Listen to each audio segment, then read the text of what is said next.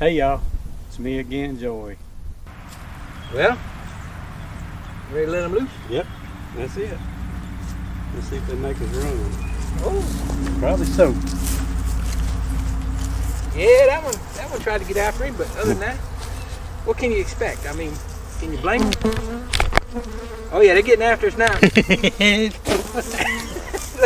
Go, Joey, go!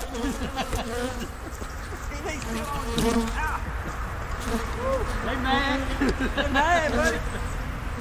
I'm gonna get in the truck. You gotta go back and get your camera. So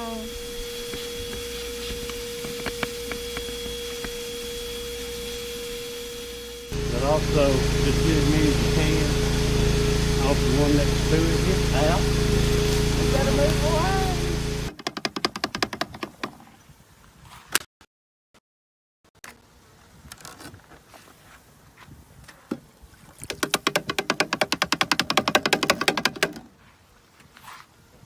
Do that side again.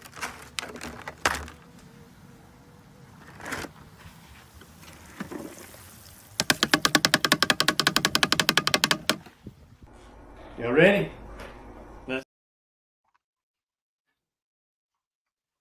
Hey, how we doing? Doing good, doing good. Hope everybody over there in the chat's doing good. So you got a few coming in already. Yeah. Most Saturday nights, everybody's a little bit busy. I think Yeah. I said hey to everybody over there. If I Yeah. missed you, say hey again. Yeah. Well, what you been up to besides eating beef or pork chop? No, I actually finished off a T-bone. Just T-bone. let me sit down here. Yeah. I've been cleaning up. I've got some screen bottom boards with IPM boards in them, and I treated about half my colonies today, and I'm gonna treat the other half tomorrow. And I was cleaning up the IPM boards so I could see if I'm gonna get any beat mic drop. I'm gonna do 4 rounds, 444 on the oxalic acid. I run ApriGuard here about a month ago, so hopefully I've got them knocked down pretty good. Yeah, ought to be. You've been pretty busy with it, hadn't you? Mm-hmm. And that and fishing, I just don't hardly have time to do anything except mess with bees and fish. Fish and fishing too, mostly. It's not too good right now. You know, my daddy, when he retired, he lived a pretty good while after he retired. But I used to hear him tell people all the time, said, Joe, I don't know how I ever had time to hold a real job. He said, I stay so busy. Yeah. And I just thought he was always joking. Mm-hmm. But I found out different. I've been retired since 2019. Yeah. That's And what they I'm ain't hardly a spare minute in my day. It might not be doing nothing seems important to most people, but I stay pretty busy. And the older you get, the faster the hours, days, and weeks fly by, So Yeah. it doesn't get better. I tell you that. But I stay busy. I tell folks, I said, I'm so busy doing nothing, I don't have time to do anything.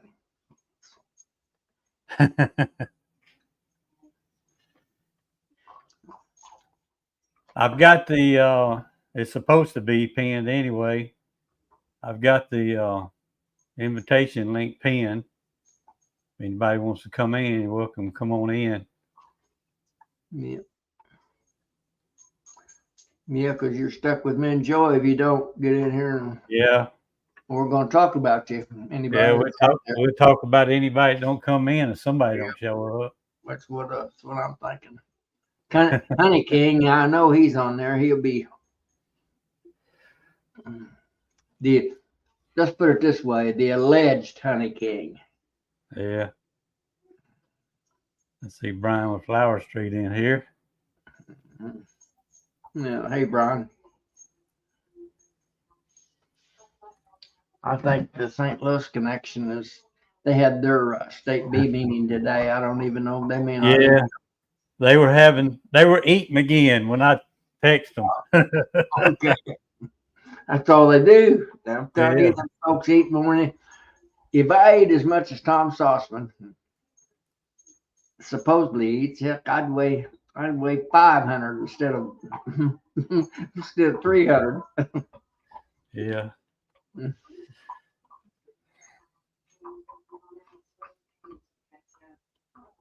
Oh, Brian finished his last market today, he says. Yeah. I've got my screen a little darker than I need it because I don't know. There's something about these glasses are supposed to be the kind that don't glare. Yeah. When you Yeah, from the camera. I can But see that, your screen and your glasses. yeah, that blue's making it glare. Yeah. Might find another screen. And But as far as your background, your color, and so forth, it's not that bad, yeah. Well, I hadn't been in a beehive except for the one on the video I posted this morning. Jack and Danae. I started to look at it and I seen I was running late, so I didn't get it. I didn't get it looked at. So you got another open there. What'd you do? Put them in the box? Yeah. I mostly just cut them out just like a regular removal. The way they had it in there, you couldn't see. I'm working blind, and they had every comb was wrapped. Mm-hmm. And I think I even said it in a video, kind of like me and Philip. Philip had texted me about it, but I was hoping I would just be able to move the main hive off of there and put on another bottom and pick it up and set it on top. I've done that before a couple years ago. Didn't even video it, and it worked out pretty good. I guess it's not as good a video. Hey, hallelujah, Mike.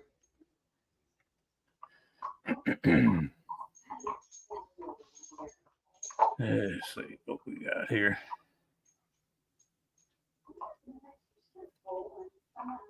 Take one off, put another one on.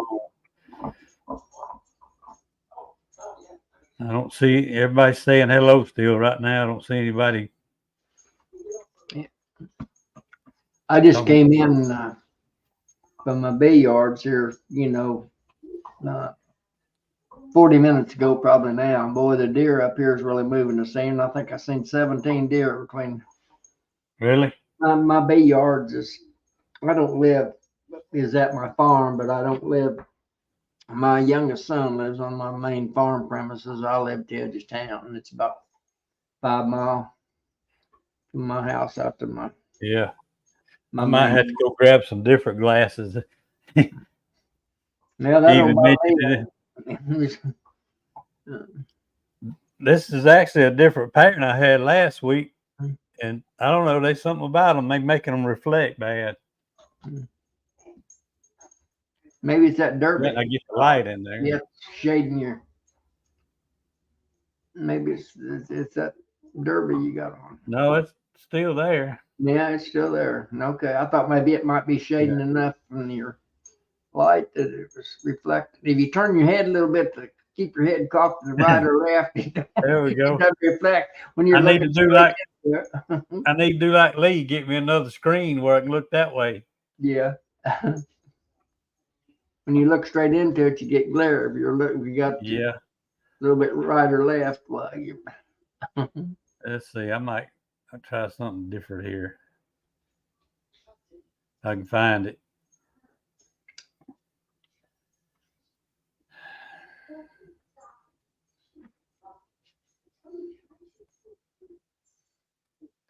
That didn't help much, did it? No. Still see something.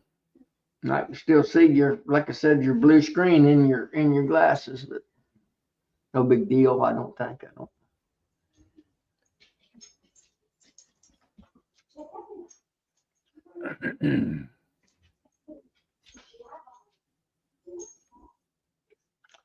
I don't get it made that much of a difference. Yeah.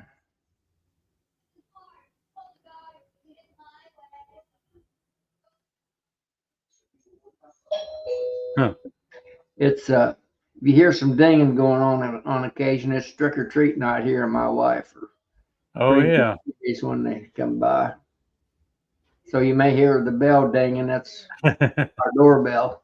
Oh, I hear it all the time on this one right here too. You know the ding. Yeah, I think I got it turned off right now. One of them, what you call it, camera doorbells or whatever. Yeah. Hey, Darren. How you doing? There's the bug farmer in here. Look at there. Hey, bug farmer.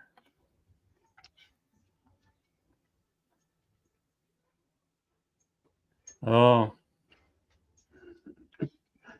that colony that I removed off the bottom of that thing. I done forgot now. That was over 2 hours of raw footage, and I whacked and I cut and I whacked and I cut, and I finally got it down to I think it's 45 minutes or something like that. And the honeybee compound. Hey, how you doing? But I was getting tired of working on that thing. Once I get through editing a video, I'm usually tired of seeing it, and I had to let my wife watch it. I never let her watch it until I think I'm done. That way I get them fresh eyes. Mm-hmm. And she watched it, and I didn't have music to the fast forward part. She said, "Nah, it's okay like it is." I said, "I'm gonna put music to it." And I made her watch just the part where I started the music. She said, "Yeah, that's better."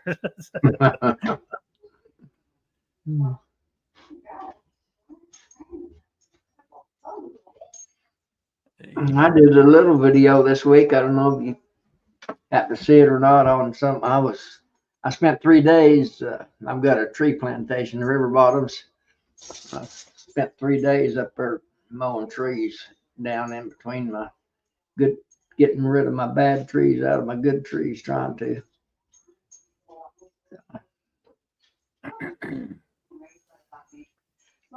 Yeah, I've got top interests on some of mine, but they're usually just for an extra. I know Michael Bush likes that top interest on them things. I've seen him where he talks about that pretty good bit. I can't remember what all he said. They said with advantages and disadvantages to it, but the advantages outweighed the disadvantages, especially in his location.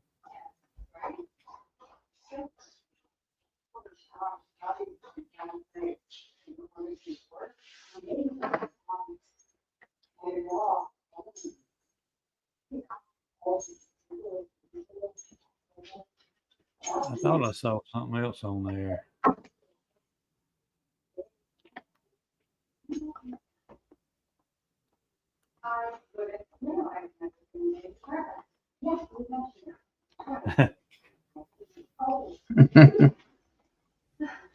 Yeah, Bug Farmer, it's open if you want to come in, talk about it a little bit. We invite anybody who wants to come in. The link's pinned at the top. Well, that's a problem I don't have on my little old videos. Most of them shorts anyway, but I never edit anything. What you see is what you get from anything. Yeah. You might get watch me. Did you post another one today? A little bit of short one. I got a notification, but I hadn't had time to look at it. It's just about a 30-40 second short. I've got one hive out of 33 that I've got. They're bringing in pollen. I can't imagine where it's from. It's bright orange, but bright orange will come from dandelion, like in the spring. But there's not enough dandelions in here for them to be. There may be an occasional bloom here and there, but where's it dry now? What dandelions we could have bloomed probably dried up. But I've got one hive. They've found some bright orange pollen someplace, and they're about every 10th foragers bringing in orange pollen on their legs. So I don't know what it is, honestly. Some kind of nest or someplace probably that has a orange pollen, but I don't know what that would be. Excuse me. Yeah, they actually had the bees on the inside had where they had it attached to the screen. They had built it up an inch or so on some of those combs. I don't know what they were planning to do, but they were helping each other out, giving it more reinforcement. I guess Bug Former was asking. I don't know if he's asking me or somebody else. I don't. I usually try to get rid of it before winter. No pumpkins here.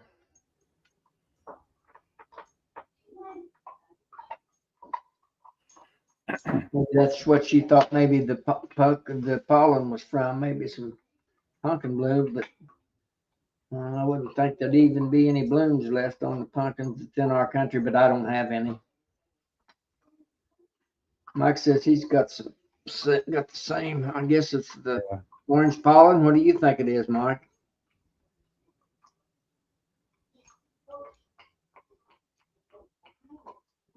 Yep. Especially if you got a large entrance. Yeah, Darren, it's JW at Soapstone Farm Honeybees. Come on in.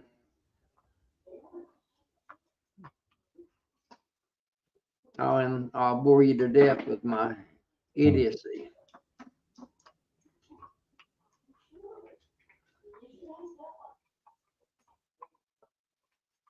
Chad Edwards.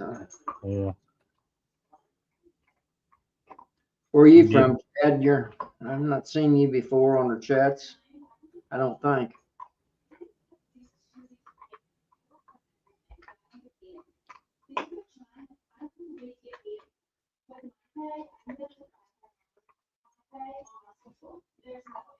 Good stuff there.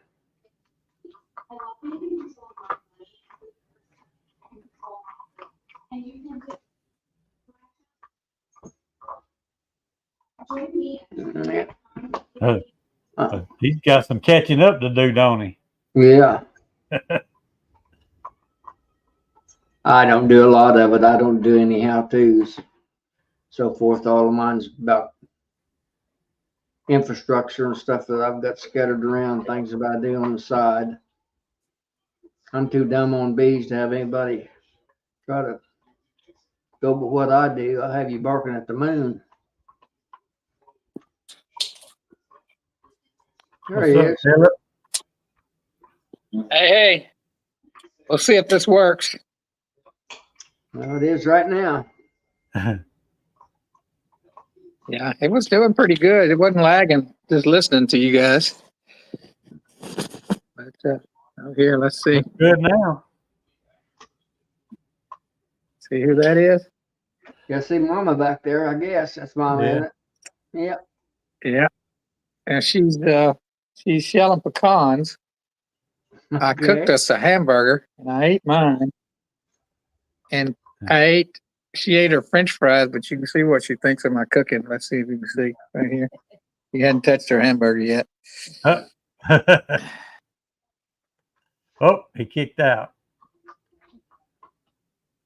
Kicked me out. Everybody's out but you. I don't know what happened there. Can you hear me? Yeah, okay. Yeah. I don't know why it did all that. It started lagging, didn't it? Okay. I was gonna say, yeah, Mama laughs every time you talk, Joey, so keep talking. I don't know what it is, but she thinks you're funny. Oh, that's it. When you laugh, she laughs. She's laughing at my laugh, huh? That's right. That's a Louisiana thing. That's right. Y'all are practically neighbors.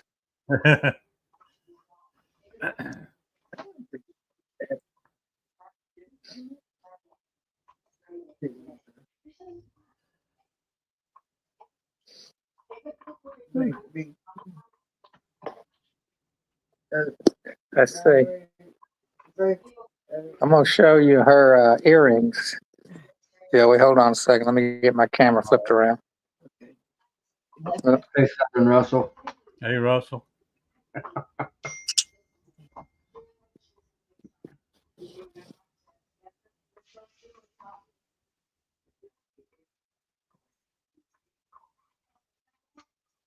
All right, let's see. We're getting close here. Okay, we're getting close. You see the earring, Joey? Hang on just a minute. There we go. Yeah. Yeah. Yeah. See 'em? Pretty fancy. Them some Louisiana earring. Oh, yeah.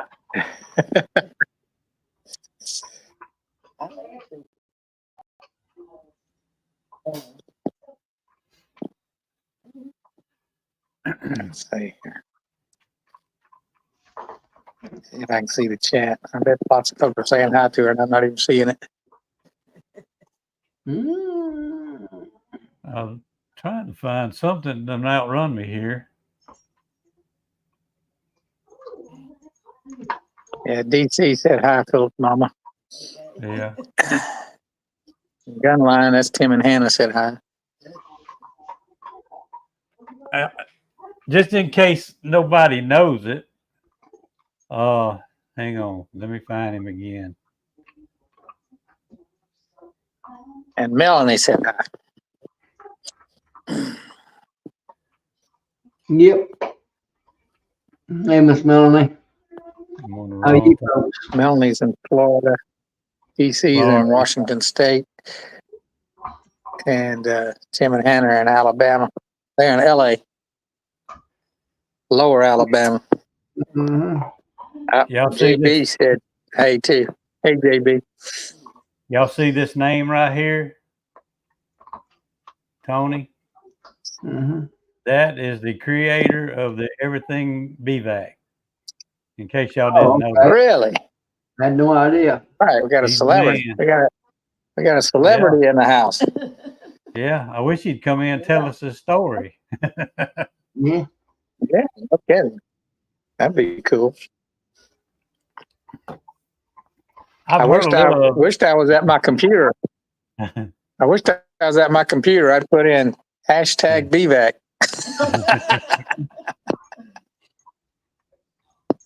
Hey, Northern Russell. How you doing? Northern Russell. That's a good one. Change his name. We got a Northern Russell and a Southern Russell. Yeah.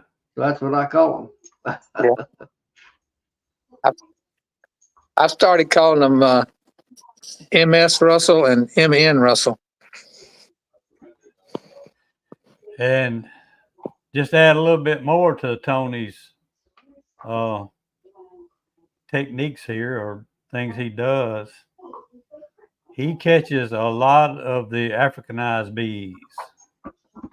That's I remember the story right. That's how he come up with the Everything BVAC, messing with them. He needed something he could get them quick and get them gone.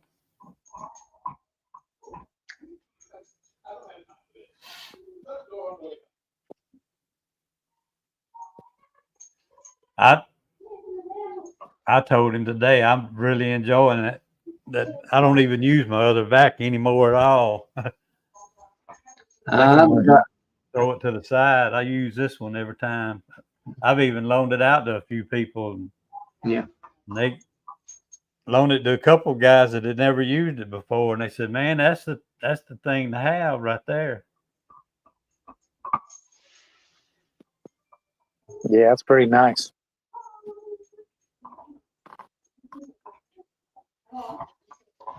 Where's Tony located at there, Tony? Please respond. I'm not familiar with where you're located. He's in Texas, but he'll have to tell you exactly where. One of them Texican boys. Yeah.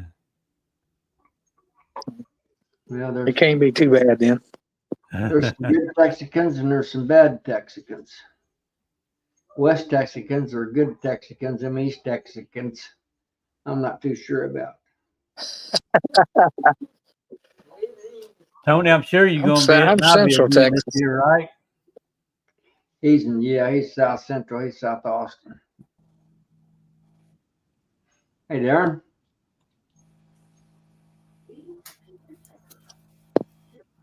You're on. Hey,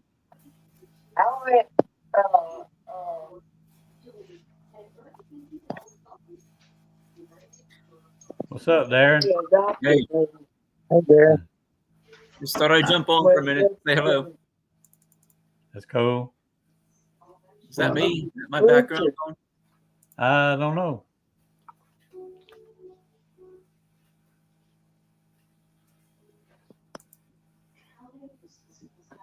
What you been up to, Darren? Uh, Uh, I don't remember did I ask a question? I can't tell. Hey, who's talking. JW was asking where you were. Oh, he told him that was You Central got that? Lockhart. South Austin. Oh, I asked okay. him if he was going to be at Nobby. That's what it was. Okay. It don't take me but about 30 seconds to forget something. So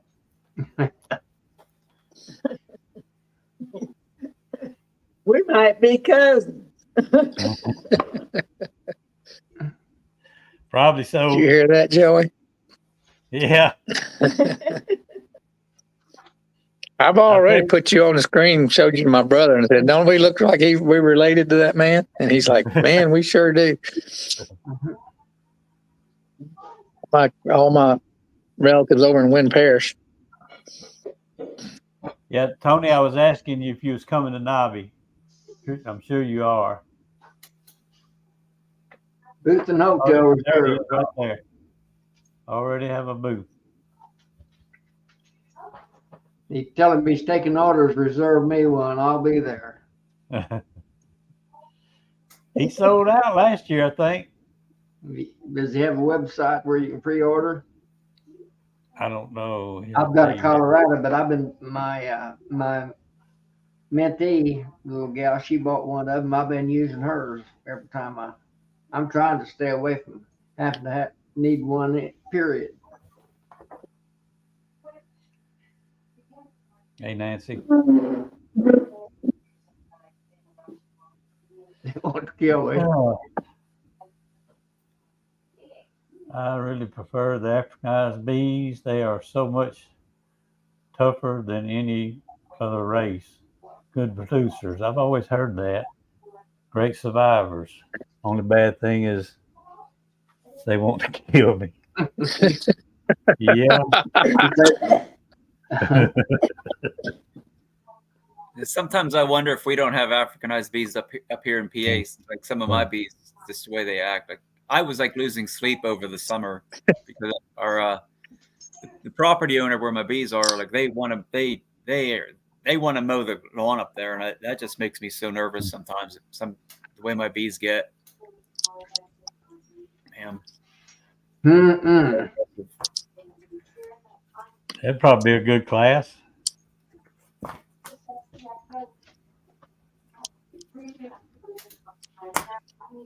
Hey, JJ, Diarrhea mouth. Get on here so I can give you thunder.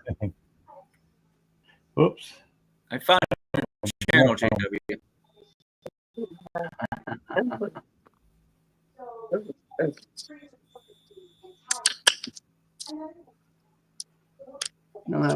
Them two right there is eating right now. Well, I guarantee you, Tony, I'll take one if I live long enough to get there.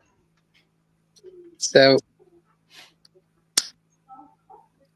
I talked to JB on the phone yesterday for 3 hours while I was driving. We talked about everything.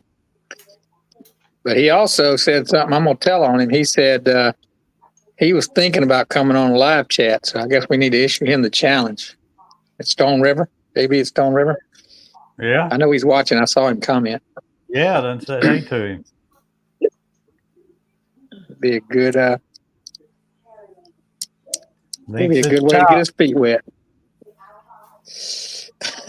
Link is at the top. Ain't nothing to it.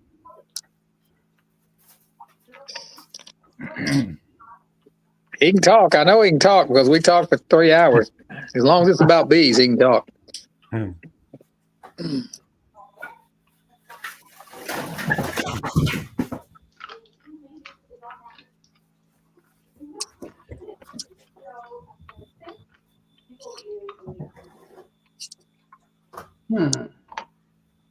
I don't know. I've never had that problem, Nancy. I use them quite a bit on those.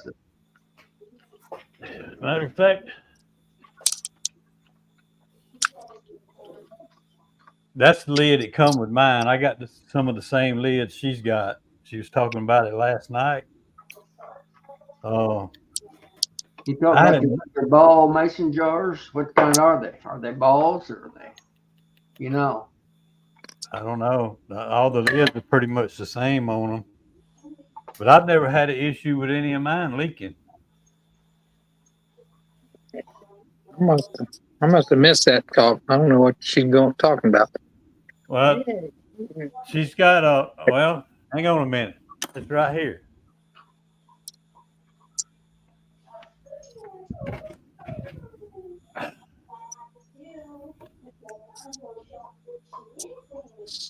She's got this same cover. Hang on, let me see something. Okay. This is one of Bob Benny's lids. Yeah. You'll recognize this Mhm. one, Philip. Oh, yeah. This one will never Yeah, get that one's used. autographed. Yeah. But they actually give you the lids to go in them. Let me try another one here. Hey, JB, that's the lid I was telling you about on the phone. I was talking about how heavy they are. This is a old lid here. But once they push down there, I've never had any problems with them leaking because they usually seal them up. And they had finally mentioned Oh, it. she meant,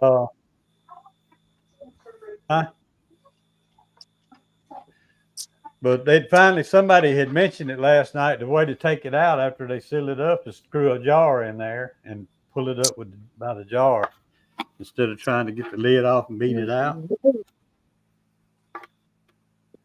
Yeah, that's what you can do. That's moonshine. But Is that I the lid? wouldn't buy these to go in them. I would buy the regular lids, the solid lids. To go Those in 'em. are the standard canning jar lids. They're Yeah. those holes are 70. What somebody put on there, and I put on there last night. Those holes are 71 millimeters. 2 3/4. You got a hole saw. Yeah. A hole saw. It's not. It won't. A 2 3/4 hole saw won't make them quite big enough. Yeah, you have to kind of rasp it Yeah. out a little bit. I just take a round wood rasp and rasp them out a little bit if they're sticking in there tight for you, Nancy. How much Now, are those lids, Joey? Nancy, another thing you can do, get you some electrical tape or painter's tape and just the narrow tape and just go around it one time and check it and see how it fits. If that's not enough, go 2 rounds till you get what you like. I call that paper milling. You Yeah. have to do what you got to do to make it work right. Joey, how much are those lids, hey, Ron? Joey, Huh? How much are those lids? Roughly? Wasn't they You- like $35-$40, Philip? For I lids. thought they was only like 22 or something. I thought they were like talking 22 or Oh, 25 or something. Yeah. I'll tell you what I did. I went Yeah. down to How big? local, that 3/4 HDO. And I drove down to Bob Denny's and bought. He sold me some 4x8 sheets of it. I made a lot of my own, you know. But I found some 1/2-inch HDO in St. Louis here recently, and I'm gonna switch to the 1/2-inch. I like to put 1/8-inch screen wire on the bottoms of them.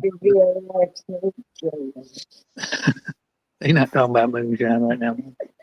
Hey, Joey, how thick it was that HDO on that lid? 3/4. The covers his covers are 3/4. His Okay. double screen divider boards, I think they're 5/8. Yeah. Mm-hmm. I think they're a little Yeah, that's higher. about the price I thought they was, Russell. It might I have thought been. they were about 25 at Nobby. I might be getting it confused with the bottom board or something, or the double screen Yeah. divider board. They were higher. That might be where that number was coming from. Oh, I see something right here. Let's see.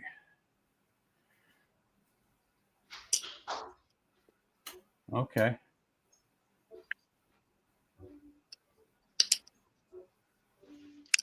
John Marshall says 24.75 per order. I'm not sure. I've just bought the whole boards off of it, but I've never bought them pre-made and made my own. I finally found some 1/2-inch HDO in my area. It's in St. Louis, but I'm going to go to all 1/2-inch. What I like to put on those for feeders, I like to put 1/8-inch screen wire on the bottom so the bees can't pop out if you're feeding jars, Yeah. pop out in your face. And in the HDO, they can't if you put the screen wire on the Bob Bennies with them 3/4. If you put the screen wire on it, the bees can't get to the bottom of the Yeah. lid. Lids aren't thick enough. So I'm doing all 1/2-inch anymore and putting the screens on them. I'm gonna tell you something that when I do the feeding class, we show all kind of things. Even these old jars like this will work. Yeah. Lids. People like to save stuff like that. That'll actually work unless you got a screen. And if you got a screen, they can't reach it. You see how that does right there? Yeah. Got that gap. But Yeah, if you want to be cheap like me, you can turn that around and put it the other way, and it bottoms out. Hello. I won't charge no extra for that. Hey, And Nancy. Hey, Nancy. Hey, Nancy. Hello. I have a delay. So the issue was that when I popped out the original lid, the lid that came when I bought them, and I popped that lid out, the drilled hole was so tight it ruined that lid. So when I tried to cram it back in there, it leaked. So a regular size mason or ball, whichever one, it's not going to fit in. I don't know. That material can't warp, can it? Did that I've never material seen it. warp? Right. Okay. So. Okay. Are you talking about the HDO boards, Nancy? Yes. Or the HDO from Bob Benny? Yes. I've used some for, I don't know, 3 or 4 years, and I've never had one warp on me. But when you saw Joey pop that lid out, you popping that lid in and out. I can't do that with mine. Like mine are so I can't just. I have to. I try to pry it out with my hive tool, and then I can't get it. So then I have to take it from the other side and like punch it out. I can't just. Or is that after you used it for a while? No, it was original. That's how I originally because when I put jars on, I had my own jars that set just right on top. They didn't go down into the hole like the original lids, but mine already had it was the two system lid with the holes in it and whatnot. So that I just set right on top. Or I'm using rapid rounds too. So, Yeah. but so then when I take the feeder off, whatever feeder I'm using, and I went to put that original lid back in there, it leaked water. I had so much water in my inner cover because I have inner covers deep. I need deep winter inner covers up here in the Northeast. So I just thought I'd bring it up last night on, how am I gonna because currently I'm not using those lids. I only use them when I'm feeding, and then I have to take those lids off, and it's just, I need to use my equipment more than just one. So anyway, I liked, I think it was last night they talked about some electrical in electric department. There's a disc, like a disc you can Cover drill a them with- hole. I think it'd be Because I went easy to, to take a little wood rasp and go around the edges of it real lightly, where your lids go in and out. I don't have any trouble with any of mine leaking, and I've used them for several years. Where did you get yours at, Nancy? at the expo, like 3 years ago. That's for Bob, Vinny. Yeah. Yeah, it's the same thing Joey had. Oh, Somebody asked, did you paint No, I it? didn't paint the lid. No, nope. I don't think they needed it. JW's Right. probably on the track there with just like sanding that edge down, and then Joey mentioned about using like the blue tape if you needed to, or if you even probably like that plumber's tape that you used to wrap pipes with or fittings with. That might, if you needed a pipe. Well, I think JW's talk. I think that I could put. I have a Dremel, but I also have a drill that I could put a disc on it and run. Just file that off a little bit so I can put a lid in there easily, and it'll hang on the lip of the lid. Because now the lids are beat up from me trying to even get them out. Yeah. So I Maybe I'll- think you're just too nice to your bees, Nancy. I'm wondering- I watched Corey. It's kind of got me wondering if their drill was kind of getting old or bad or something. And the teeth wasn't cutting the hole big enough. Yeah, I was thinking that.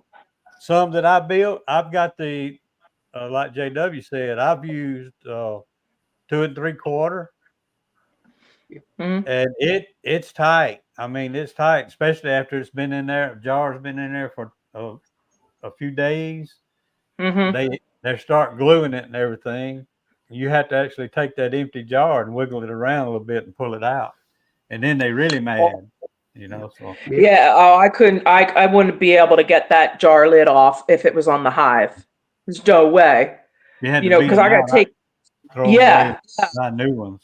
I had a brand new Yeah. drill or something. Even on a 2 3/4, Nancy, if I get a new one, I'll take it and run it on a piece of masonry or brick or something to kind of flatten those teeth out where they'd make a hair bigger hole. The standard on that and what Bob uses is a true 71 millimeter. 71. Somebody 71 said 70. Yeah, he had a custom bit. It's 71 Bob had a millimeter. custom bit made for his. Yeah.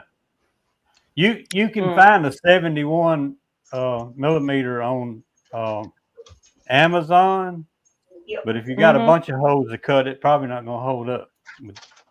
No, I only have 20. But I only have 20. I would go to the hardware store and get a wood rasp. And Yep, I have those one. things, they'll eat some wood up, so you got to be kind of gentle with it and just work your way around. Yeah. And you're not going to be able to drill it. You're not No. going to be able to drill that same hole bigger. No, Mm-mm. It'll walk. It'll No, walk. I have to That go around that the- bit will I have walk to go bubble on around. you. Yeah, I've I'll have got to go around the something else. existing hole, I guess. I've got something else. I thought I had it in here, but it's like a sanding wheel. It's got a lot of little pieces of Yeah, drum sander. sandpaper. It's round. You put it in the drill, and just I've got Oh it. yeah, yeah. The little flap wheel. Yeah, and it's bigger. It's like 3 inches, so you'd have to put it in there and spin it in there, and that would probably sand it down just enough to make that lid fit good. That's Yeah, don't probably get carried more away, forgiving. Nancy. That's more forgiving than a wood rasp. You get them too big, they will leak then when it rains. Yeah, Well, no, I'll take a little bit off and I'll test the lid. I'll take a little bit, test the lid, because I want that lid to catch on that lip. You know, right? Right? That's what makes it watertight. Usually, I don't have any trouble with mine leaking. I use standard ball mason jar lids. Was Yeah. Bob used drill 70M? Or I say mason jar lids, canning jar lids. Yeah, well, it's the same thing. Ball jar, mason jar, the regular, not the wide mouth, but the one that Bob. The regular Well, canning so now I'm really when I saw Joey now taking that lid in and out really easy, it made me think a little bit more about the actual hole in the lid. So I'm going to do that first. That's a nice winter project. I have 20 of them. I can bring them in, take them into the garage, and just kind of fiddle with them over the winter. Oh, What, So, what do you but call anyway. that tool I was talking about, Philip? What's that? What do you call that That- wheel I was talking about? Gun I line don't know. stock. It has the flaps. It has the flaps around the barrel. Yeah. I'm going to guess Oh, that. Yeah, Tim is saying Tiger Paw. If those them first ones that Bob made, people have told me that they were a little bit tight. Cause I've made my own, but anyway, he used a 70 millimeter to start with, and then he found out that's a little bit tight. You might have got some of them earlier boards. I did. I did. I got. I got the first year he had them when, do you remember, Brian, for the guy that does the creamed honey? Yeah. So Brian, he, Flower Denver. Street, Brian. yeah, he was actually in charge of the sales that year. It was the first, it was still a Hive Alive when I bought them. Yeah. So it was 3 years ago, but now what you're saying, that really makes a lot of sense because they are so tight, man. But That's if he probably went from what a happened. 7, yep, that makes complete sense now. I'm going to say that's the reason yours are tight. If you got some of the first ones before he changed bits. Because I Yeah, thought so specifically when I bought mine, and I took a 3/4 and I actually, run it on and flatten the blades out a little bit so it'd make the hole a little bit bigger. So mhm. you understand what I'm saying? Yeah. Knock the set out of the teeth, so to speak. And, So the honeybee compound. So the original lids that came in don't have holes in them, and they're not. They don't. So I use rapid rounds a lot more now, and Yeah. so I don't even want a jar lid in there unless I'm putting them, for winter time or spring or whatever. When I'm not feeding, I need a secure. The original lid that came with it, I had to beat out of it. So those are shot. Any other lid I have to take in and out, I'm going to have to beat it up to get it out. So I can use a bucket or wrap it around or do something different. So that's how the problem, I let them sit for 2 years. I didn't even mess with them because it was just too frustrating. And I just set them aside. And well, most people that use those, I think, they feed with buckets anyway, so that's not a problem. buckets come off. I need, to put something in that hole. It doesn't leak. I just leave the glass jars in them, or I'll use lids with no holes in them, which you can buy on Amazon. That'll fit in there in the wintertime. Yeah, but I just gotta widen them up now to 71 from the 70 to, that's exactly what's going on. I'm sure of it. I'm sure of it. So, all right, we can put that to bed, but I just wanted to, we talked last night for a long time on it, and then I went down through the yard and I was thinking today, and I'm thinking that's not, so anyway, all right, good enough. I'm making cookies, so I'm going to hop back off. All right. Have a good evening. No. See ya. Philip got kicked out again, didn't he? Yeah. Well, I figured you might have kicked him out, for cheating on that honey. Okay. You're not going to let him live that down at all, are you, JW? Nope, I'm gonna That's going to be forever. Till we get a new king next year, maybe. Maybe I'll get to be king next year and then I'll drop it. I emailed them myself. They didn't even try. They didn't get it. Didn't even give me a chance. I'm mad.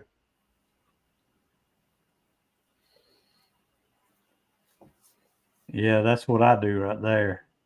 Because even the looser ones are going to be tight when you get back.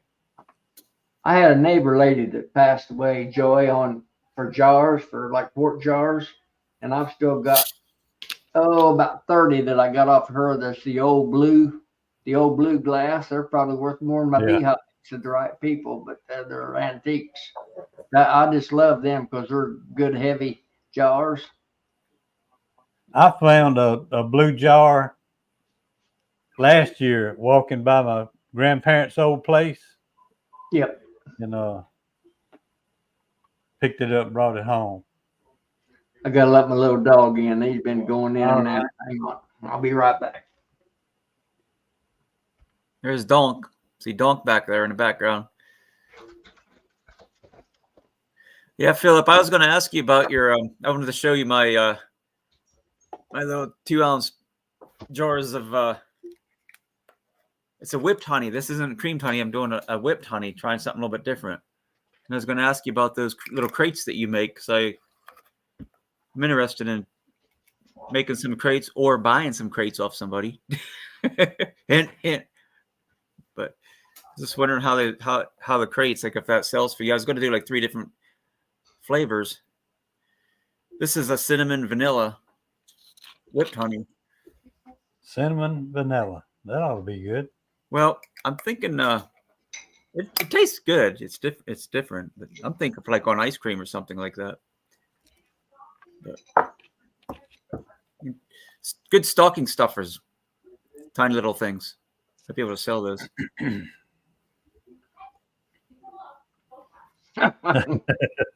No, Russell, I'm not smart enough to do that fancy honey type stuff.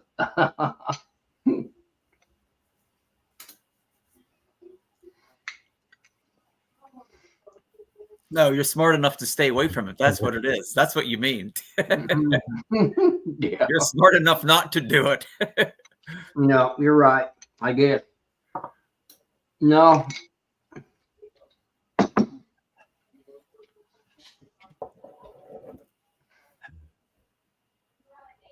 I'm too busy fishing to take the time to make that make that cream nutty. My spare time goes to fishing, crappie fishing.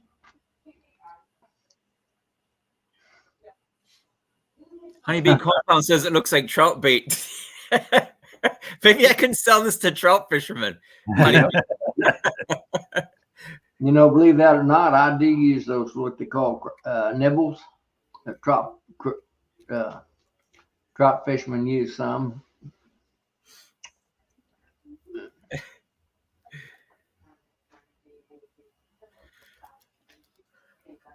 Oh yeah. I found that out, Brian. Yeah, I'll get it in there next year. I don't have any regrets. Russell, as far as like getting too soft, like I've been playing around with this, experimenting with it, and I wish I could show you guys, but like Hold up. It's soft set. I can't tip it too far because it's going to spill out, but I like it because you can drizzle. You could like dip it in there, dip a spoon or something and drizzle it around if you wanted to. But I've been playing around and putting these in the refrigerator and letting them sit up real hard. And it does kind of get hard like a creamed honey. Then I put them out on the counter. I let them sit at room temperature, and it gets like this, you know, like that actually spreads good. Like that. That's what I like about it. And still doesn't run off the toast or bagel, whatever you put on, biscuit. But it's so far it hasn't gotten like too liquidy. So I'm still playing around with it. But and if it doesn't work, then I'll sell it as trout bait. It's the right container. That's what trout bait comes in, is about that. Yeah. That size. But if it's real thick and hard, a batch I made one time, it got so hard that you would actually almost tear a biscuit up trying to put it on it. Yeah. You know, Well, that's why, like my creamed honey, I would take it out like and let it sit at room temperature for a while so it would soften up. I don't know. It's interesting. The honey's a fun thing, you know. You can do whatever you Yeah. want. That's what makes it interesting. Everybody has all these different ideas and kind of do whatever you want with it.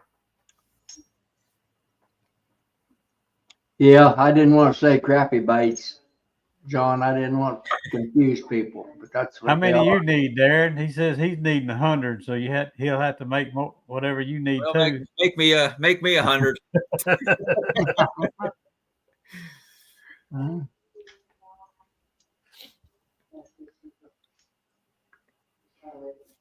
You guys actually eat that honey stuff that you produce, that your bees produce around the place? I've very seldom ever tasted, honestly. That's the truth.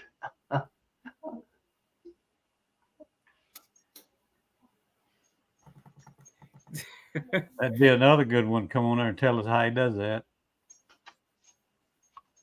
All I did was I just used the beater mixer beater thing attachment. You That's all I got one of them kitchen. Most folks use those KitchenAids, do they not? My wife won't let me touch hers. Yeah, I use the KitchenAid. I just use this attachment and I just beat it. Yeah. I started it off with the dough hook. Yeah. Huh. And then once it got blended up, then I switched to this and I used this. That's all I did. And I'd blend it, I'd beat it or whip it. I guess Now, what machine do you have? The KitchenAid? it's a KitchenAid. Yeah, that's all it is. Just a KitchenAid. Well, I told my wife I needed to get one to do that with, and she jumped on it and told me, "You need to get that because I need a KitchenAid." Mhm. So that was a safe move. I just hadn't ordered it yet. I do want to get a creamer for doing actual like creamed honey, but like for whipping, I don't think the creamer, the Hilco creamer wouldn't do. I don't think it would do the whipped honey. Maybe it would, but I don't know. But like for what I do, I don't sell a lot of this stuff. So I mean, my KitchenAid does me fine. For now, I got to build up my market for the creamed honey. People think that because it's creamed honey that it has like a cream in it, like a dairy product in it. Yeah, you have to usually explain that to somebody never heard of it. So Call it whipped. I'm going to call it whipped, or I'm going to call it a spread. I think Mhm. that's what I'm going to do.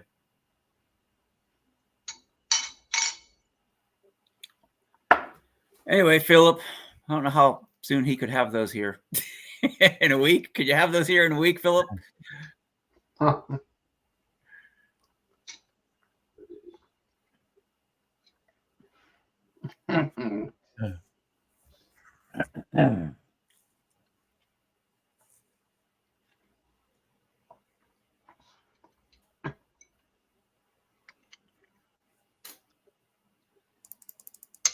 Everybody on the chat know what tapioca is?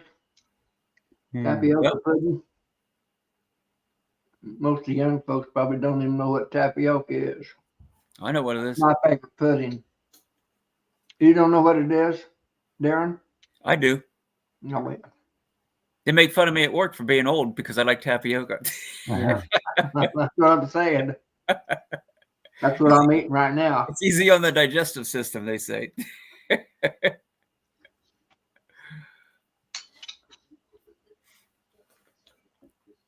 First line, raw, cream honey, no different. And that's very true, I think. Oh, Nancy knows what's tapioca. Oh, fish eyes, yes. Yeah. That's called caviar. Poor man's caviar. I like this one. Tastes a lot better than caviar, too. Yeah, Tim, you better not touch that. He might have to get his own, huh? His and hers. Buttons, I've got strict orders not to touch my wife's KitchenAid. I feel like that might be what happened when I buy one too. Before it's over with, it'd be turned into hers and not mine.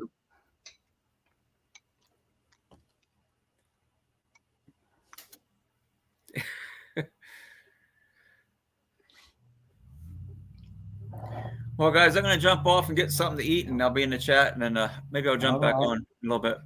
All right. Come on All right. back. I'll see you. Russell Koopman, I have no idea an answer to your question, but I've eaten it since I was a kid and I really like it. I was about to click on that and it jumped. I really don't know. I've wondered about that myself.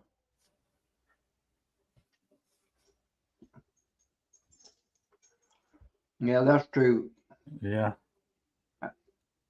Unless I suppose that's your post. Old diarrhea mouth, he's probably been tearing up your scissors, has he? Yeah, some people don't know you don't just grab any pair of scissors mama got laying around and use them.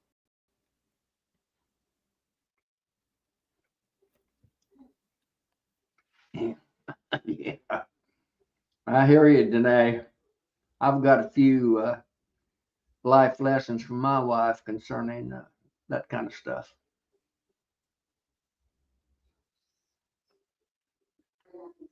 Yeah. That's what I've responded to there, Joey. Yeah. That kind of reminded me when me and my daddy was fishing. My daddy, he was the biggest swamp man I knew. And you wouldn't think somebody that stayed in the swamp and on the rivers as much as he did would be scared of snakes. It just, in my mind, I just never could figure that out. But Daddy was definitely scared of snakes. He didn't want to touch nothing that touched the snake. Mm-hmm. He always had an old pair of Kleins laying on the seat when we was running lines. And I got pulled one line up and it had a snake on it. And he said, cut that line, just cut it off, let it go. And I was going to grab them pliers. We use them old pliers to kind of flip them fish off, grab that hook. And he said, don't you touch them pliers. He didn't want me to put them pliers nowhere around that snake. I had to cut that line. Joey, my daddy was deadly fearful of any kind of snake also. When I found that out when I was a kid. I carried me a little old black snake in my pocket in the summertime, that all the time. Yeah. He'd go to getting on me, I'd put that snake out. But he'd usually catch me later when I didn't have the snake in my pocket, and I'd pay the price then. Daddy had a pair of pliers in his hand one time. Me and him just happened to be working on the same job. And this laborer come walking in and walked into the electrical room. It was about half the size of my little building right here. Daddy had his back to the door working. And that laborer walked in with a snake about 2 foot long. He said, look what I found in the building. Daddy turned around and that snake was like that far from him. And he stopped himself that close to hitting that guy with the pliers in his hand. He said, Joe, he said, don't ever walk up on me with a snake. He said, I hurt you before I realized it. We were dipping crawfish for bait out of ditches one time. It was me and Daddy and Mama, my wife, and my 2 boys. They were little youngins then, probably 10 and 15. And he was hollering, catch him crawfish, boys, catch him crawfish. And Joey never could do nothing right. I was dipping them crawfish and dumping them out, and the boys was catching them, and Mama was catching them, and he was catching them. I kept dipping. He said, you ain't doing that right. Boy, let me see that net. He took that net and dipped it 3 or 4 times, and come get them, boys. He dumped them crawfish out, and a big old snake come falling out that thing. I had to walk over there 10, 15 yards, pick the net back up. He done throwed it. And Mama told him he's the only man she knew that could pick both feet up at the same time and hold them up there.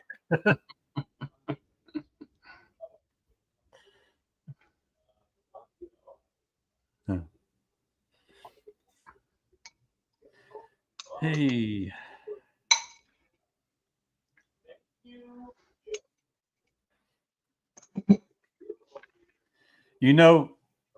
I was talking about the flow there in the chat earlier. A little bit. when I did that removal, that video I did today, we had a flow going, and that's kind of what I had been waiting on. And I thought I was going to get late doing it. And anyway, we had that flow going, and I went out there and removed that hive, and I had honey dripping everywhere, and there ain't no bees trying to rob nothing. But the very next day, it was like somebody had flipped a switch. The very next day, bees were everywhere trying to find something to get. And it's been that way ever since. We got pollen coming in, but no nectar at all right now.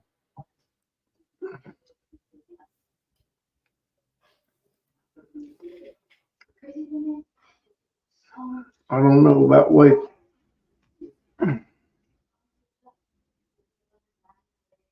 Kenya. East Africa. I guess if it's legit, why have him to send us his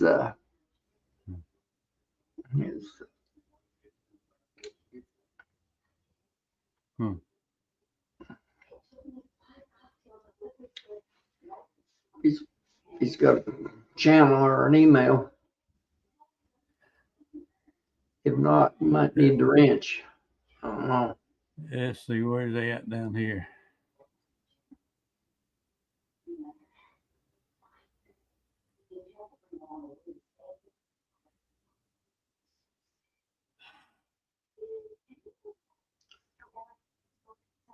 Yeah, he's got a channel. Yeah, DC's asking. Yeah, he's got a channel. Okay. Let me see how I can. They're Danae posted, I guess. Yeah, okay. There you go. Gotcha.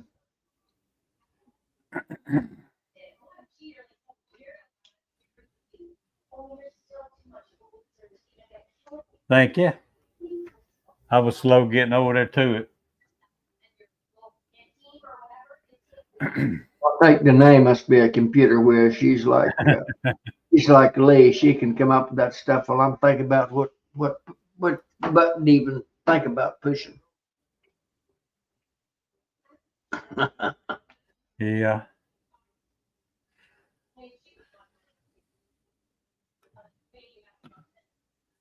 We might Well, have we to. don't always talk honeybees, DC. Sometimes we get off on snakes or sidetracks or something. That's the way it is. That's the way it is when you get a bunch of beekeepers together after these meetings and everything. Yeah. You start with bees and go way out here and then come back. You See, right? You want me to click on this button? I've got the idea where you're coming from. You're talking to me. Finally got on, May. Talking about hey Tom. Talking about all kind of things. I had a science teacher that was like that. He was actually our science teacher, our FFA teacher, agriculture teacher. And like in the science class, he would let you do all your work in groups and say, if you found question number 1, tell all your buddies. Go see where it is and write the answers down. Thursday, we're going to talk about it. So Thursday, when he would ask the questions, he'd pick somebody to answer that question, and it might be something about the moon. The next thing you know, you're fishing. You're talking about fishing because, the moon causes the tide and everything, and you get totally off conversation. But do you believe everybody passed tests because they could associate all them conversations with the answer? That's probably true. That didn't cost nobody any extra either. What's up? Not too much. You still got some, looks like you got some tomato skin stuck in your teeth and people throwing them rotten tomatoes at you today. Is that right? Hey, I want to know where you're at, old man. Huh? I have to work for a living. I keep telling you that. I can't Get just outta run up here. and down the road chatting with folks. That's the biggest lie I've heard today. Mm-hmm. And I listened to Melissa talk for a couple hours.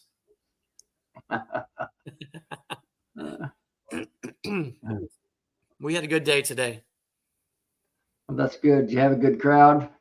Yeah, actually we did. So there was 3 presentations that we gave. One was Nukes and Splits, and Melissa gave that one, and she actually did a really phenomenal job. I mean, accolades to her.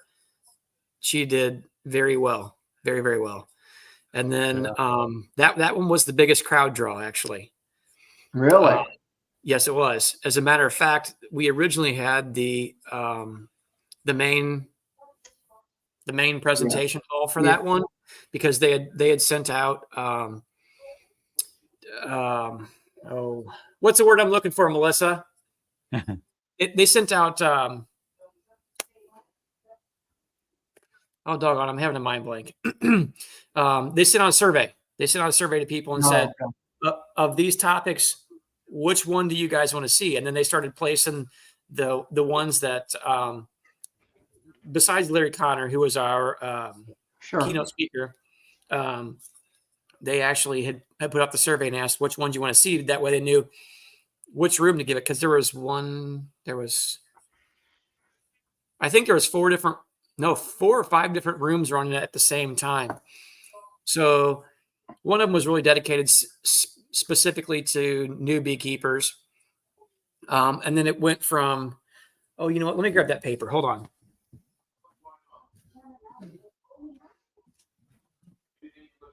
Okay, so they had beginner, intermediate, advanced, and additional products. And so, again, we had 3 presentations. Melissa gave again the first one, that right after the keynote, Larry Connor spoke. Then Melissa had that one. Now, originally they were going to put us in that room, but there was a couple reasons, and it had nothing to do with us, that they ended up putting somebody else in there, but which we were fine with. It was, I'm like, you know what, whatever works and whatever is appropriate, then that's what you guys will do. So we went to the next biggest room, which I think held like maybe 80 people, or, it was 70 people. And there was some people standing in the background. So I don't know, there might've been 75 that were in that room. So we maxed that room out. And like I said, Melissa did a phenomenal job. And then we had another one. Let's see. So this is the one I did right before lunch, which was removals from structure or cutouts. And I don't know if Tony's still on here. I've given this presentation 3 times, and in that presentation, I reference back to his bee vacuum that we use and give him accolades for, again, such a great product. It's because I really like using that everything bee vacuum. So that one went really well. I did have to dial my presentation down, because if Brian from Flower Street still on here, Brian, you need to know that I pulled off that presentation and I didn't run over. 46 slides. And it had 46 slides, okay? 5-minute slot.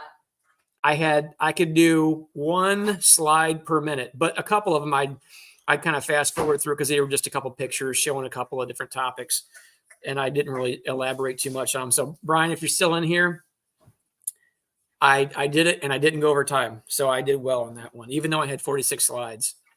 And then the last one that we gave, Melissa and I actually split this topic, and we did it last year too. And it works really well. And I'll be honest with you, Melissa and I, neither one of us have a problem giving presentations. We really enjoy doing it. We love the crowd. We love the atmosphere. And we love, obviously, talking about bees. Go figure. The thing that makes it more difficult is when you have to share a presentation with somebody. In my opinion, that's much more difficult than doing a presentation by yourself. Anybody in here that has given presentations, tell me if you think that I'm wrong on that, or what your opinion is, because I would be curious to know what you guys think. Is it more difficult to share a presentation with somebody,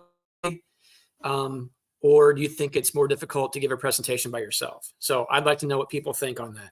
For me, it's sharing a presentation. Because he doesn't like to share. Because I don't like to share. Darren, it was in Arnold, Missouri, which is just outside of St. Louis. Yes, just barely outside of St. Louis. About a half hour from our house. Mm-hmm. Can I respond to that publicly? You So- can. Yeah. Give me your honest view. I'm good. I can't imagine anybody sharing with you because I don't know how they'd ever get a chance to get this type of story in. I know. Huh? I So- hear it. So Uh-huh. JW, he accuses me of like talking over him. I'm like, I have to talk over you. Otherwise, Stop. I'll never get a word in. Hey, listen, that's enough, okay? Now let me finish. You see what she does to me here, JW. It's just a constant battle. I mean, I don't know what to do with this lady.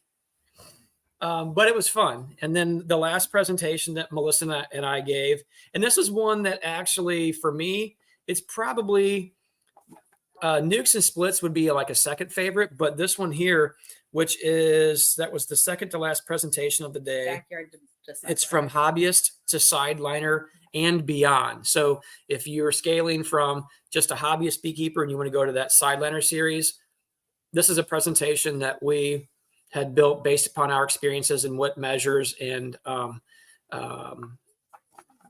Kind of what we did. yeah, it was our journey, but I talk about different things in there. So, and actually, we got 2 offers to give presentations. As a matter of fact, one for the Missouri Extension, and another one which I'm not going to mention right now because I'm not sure that it's 100%, but we'll see. So we actually got 2 offers to give presentations. Actually, I'm sorry, 3. One we got right before, and then 2 we got right after the presentations.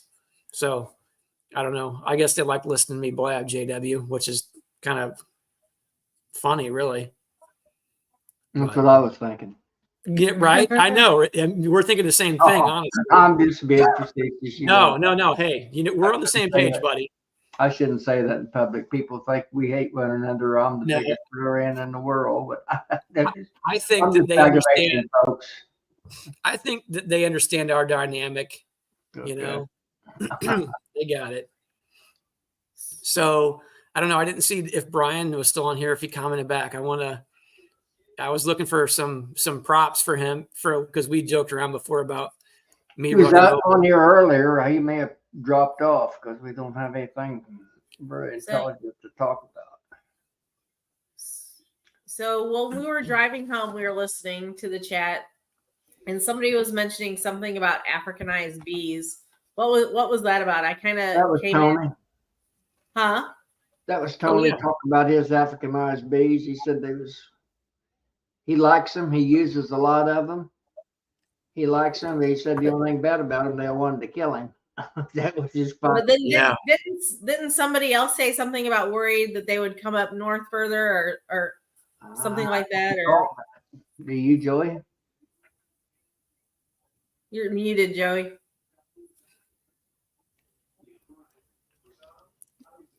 I don't. What was your question? So when we started listening to the chat in the car, you guys were talking about Africanized bees, and then somebody said something about worrying about them coming further up north or something like that. Is that what? I can't remember what. I didn't hear nobody say that, but No, I don't think so either. I don't know if they like the cooler climates. I Well, really it don't kind know. of caught my attention because we were talking to Oh, Darren says it was his, so he Okay. should talk about it. So we were Oh, yeah. talking to what was his name that we were talking to? The Great Plains guy. Sheldon Brummel. And we actually were kind of talking about that a little bit because he was doing these in Puerto Rico. Not Puerto Rico. But one of his other associates was doing bees in Africa. And so we got talking about Africanized bees and how aggressive they are, and that they have to wear full suits when they get the bees there, and that his colleague, his suit wasn't covering his ankle, and he got like 20 or 30 stings in his ankle or something like that.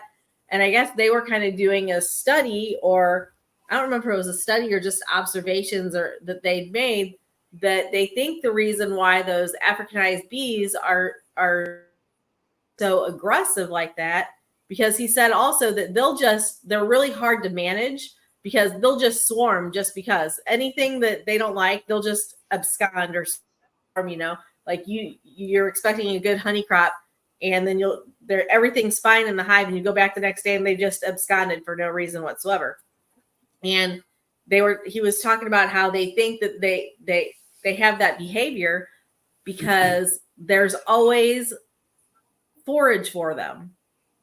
You know, they can behave that way because it doesn't matter. They can have an open air colony anywhere because there's always forage, the temperature's right and whatnot. So he was saying, I don't remember how he put it. He doesn't think that they'll come further north in the cooler climates because that they won't be as aggressive. They won't be as temperamental. There's less for them to forage for on a continual basis because of the winters, I guess is kind of how he was putting it. I don't know. It was really interesting. I would look into maybe some research about Africanized bees because the way he was saying it was kind of like their demeanor and how they act and stuff is kind of because of the climate that they're in, that they live in. It's kind of how what I was taking from our conversation. Yeah, he had a pretty good like explanation. they would calm down if they came further. They wouldn't be as aggressive if they came further north. Well, I don't know that I heard him say that part, but yeah. Melissa, that was me. I was saying that. I was saying up here in Pennsylvania that some of my bees sometimes get so aggressive. Like last summer, I was afraid to allow the landowners. They insist on mowing the lawn around my bees as a field, and I was like really nervous about that. Like literally, like losing sleep over because my bees were so nasty. I had to pull over like a mile or two before I got to the bee yard and put my suit on. And then I'd have to like drive down the road and take my suit off. And then one time, like I actually drove down the road, took 2 miles, took my suit off, and they must have hitchhiked onto my truck because that's crazy. I was taking my top off and I had it like around my arms and I couldn't get my arms out and I was stuck like this. These bees were chasing me around. I don't know how, like they just must have just, I don't know. They're waiting for me to get out of the truck, I guess, but they were so nasty. Like it just ruined my whole beekeeping. Yeah. The first part of my summer, you know, and I'm sure that they weren't Africanized. Sometimes they just get. What I did actually was I split that it was a nuke actually. It had like it was a 4/4 nuke, but it had like four boxes on it. So I split it 4 times I think before I got it to calm down. But, so I guess if they were truly Africanized, they wouldn't have calmed down after the split, right? So anyway, that's how I handled it. So that's what I was getting at. Was I don't really think that they were Africanized. I just sometimes. I've had bees that were so aggressive that I feel like they had something else going on. Yeah. Well, he's getting ready to leave in a few weeks or something, I thought he said. And not too long. He's getting ready to leave to go to Africa to work, I guess, in that village or with those bees at that wherever his work. Oh my gosh. Research? Yeah, wherever that research is happening. So he'll be back in like end of January. So it'll be interesting to like maybe touch base with him and see what else he's kind of found about those bees. Because he also said that I guess that same colleague, that's what I was looking for. That same work colleague had said that there's times that he's gotten into hives and then he'll start hearing because those bees get so wound up. He'll open up the bees and start going with them. And in the village, down the road a little bit, he'll start hearing people yelling and screaming because the bees are they've flown off and they're just pissed off at everybody. And so they're like down the road a little bit. They're going after people that far away. Probably hitting anything that's causing the commotion or moving, you know? I'm sure that's what they're after. Like I can't imagine working bees like that. No, I can't either. I wouldn't about 3 times and then I'd burn the hive. Of course,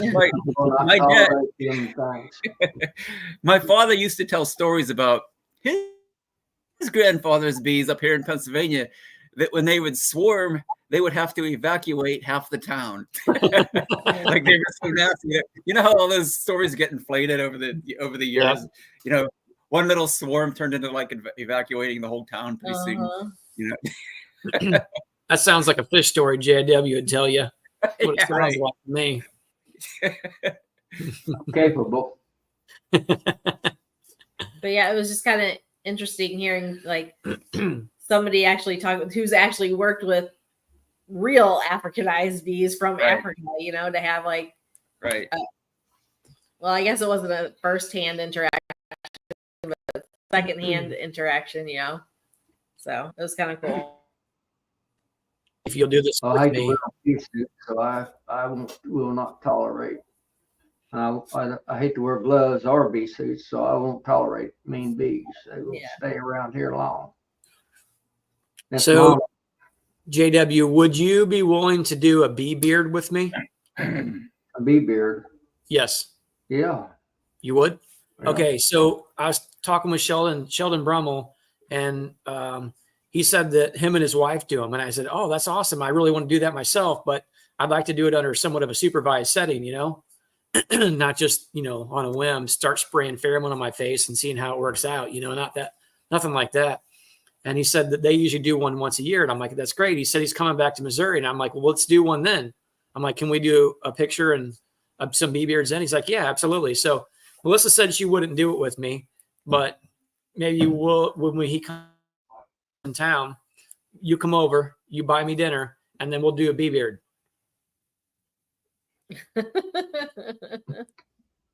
All right, what you got? I'm looking for some feedback here. Help me out. Don't most people take a queen cage and a necklace, like a necklace, and let them? That's come what he on? said. I'm like, so what do you put pheromone on? He said, no. He goes, hang a queen on your chin, dump basically a package on your chest. And he goes, what you do is put cotton in your ears and then your nose. And then anywhere that you don't want the bees, you smear Vaseline on your face and your ears. He said it, you know, and if anybody's bee kept before has probably got it. It hurts really bad getting stung in the nose and in the tops of the ears. He goes, so if you just put Vaseline on it, he goes, as soon as the bees touch that, they back off. So you can put Vaseline on the top side of your face and just do the hanging beard right here. So I thought it was interesting. Melissa would never do it with me before, but I don't know. I just thought, why not? And I think You I'd probably just get wanted her to the be. Photoshop. Was you trying to make a bearded lady out of Melissa? Is that I what know, you're trying to right? do? that's right. Yes, that's what I was trying to do. Yeah. Run you off the cliff, Melissa. You know, you follow him. Oh, you jump first, dear, and if it don't kill you, I may try it. Mm, That's it right there. That's my guy right there. look at DC's suggestion. I like that one, DC. Oh boy, I'm not trying to die. Maybe if Tom doesn't straighten up, I'm just gonna douse him in honey and kick him out the back door. How long you think it I take for just see that he's not interested in a bee beard. So. I don't think I've seen them before. You know, my dad did one time Oh, did he?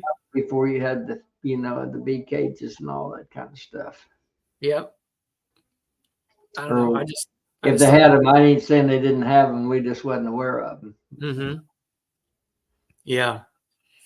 I mean, hey, tell you what, I'll do a bee beard and you do a mankini. You do that. Okay. I'm not doing it. I said I would help you if you're. Oh, I thought you were going to do it with me. No, Oh, well, shoot. You're on your own. if it don't help you, I'll try it. All right. Well, maybe Joey will do it with me. If you don't get stung, I'll try. Well, I mean, I'd be all right if I got stung once or twice. I just don't want to get lit up. He said it's very rare that he has ever gotten stung when he's done it. He said mainly if he turns or does something where a bee gets pinched just a little bit or crushed. He goes, that's the biggest thing. You don't want to pinch one. And then you're like, okay. He said that he'd tell his wife, all right, I just got stung here, and they'd find the stinger and pull it out, and then put a little smoke on it, and he'd be good. You can see that. JW volunteers to poor bee. Hey, Brian's back in the chat again. Hey, Brian, I don't think you heard me earlier after I first came on. So on those 3 presentations that we gave today, I gave the presentation of cutouts, and I did not go over time, did I? No. Not even a little bit. I came in within my time, and I still had 46 slides. There's a handful of them in there that were not. They were just pictures. I didn't really need to ad lib too much to them. It was kind of just describing one other aspect that I had. So I kind of moved through those quickly. So it actually worked out really well. So I've dialed that in a little bit. I'm proud of myself today. 46 slides in 45 minutes. Yeah. Yep. It worked out. DC's comment there about swarming bees. Yeah, I've picked up a jillion swarming Shake the bees. back of your Man, face. they rarely sting you if they're swarming. Yeah. Yeah, I think I've only gotten stung one time when I was standing in the middle of a swarm. I seen it happen. I walked out in the middle of it trying to find out. And I think probably some, you ever get bees if they get up under your hat and they hit your hat and then they immediately bounce to your face? I've taken stings like that before. And I think it's, they hit your hat and they get all fired up real quick. And then, you end up taking one to the face or something. But that very rarely has ever happened to me before. So I fell asleep in the bee yard. I had me a sleeping chair out there. It was nice. On them first nice warm sunny days. Yep. And I got so comfortable that I fell asleep, I guess. The bee must have lit on my eyelid. Oh no. I rubbed him and he got me. Ooh, yuck. Now that one. I can maybe if I can get it to show up, I've got a picture on my cell phone. I mean, Riley? it was. It swelled up on you? Oh yeah, it's and I don't usually swell, but when he got me on the eyelid, I swelled.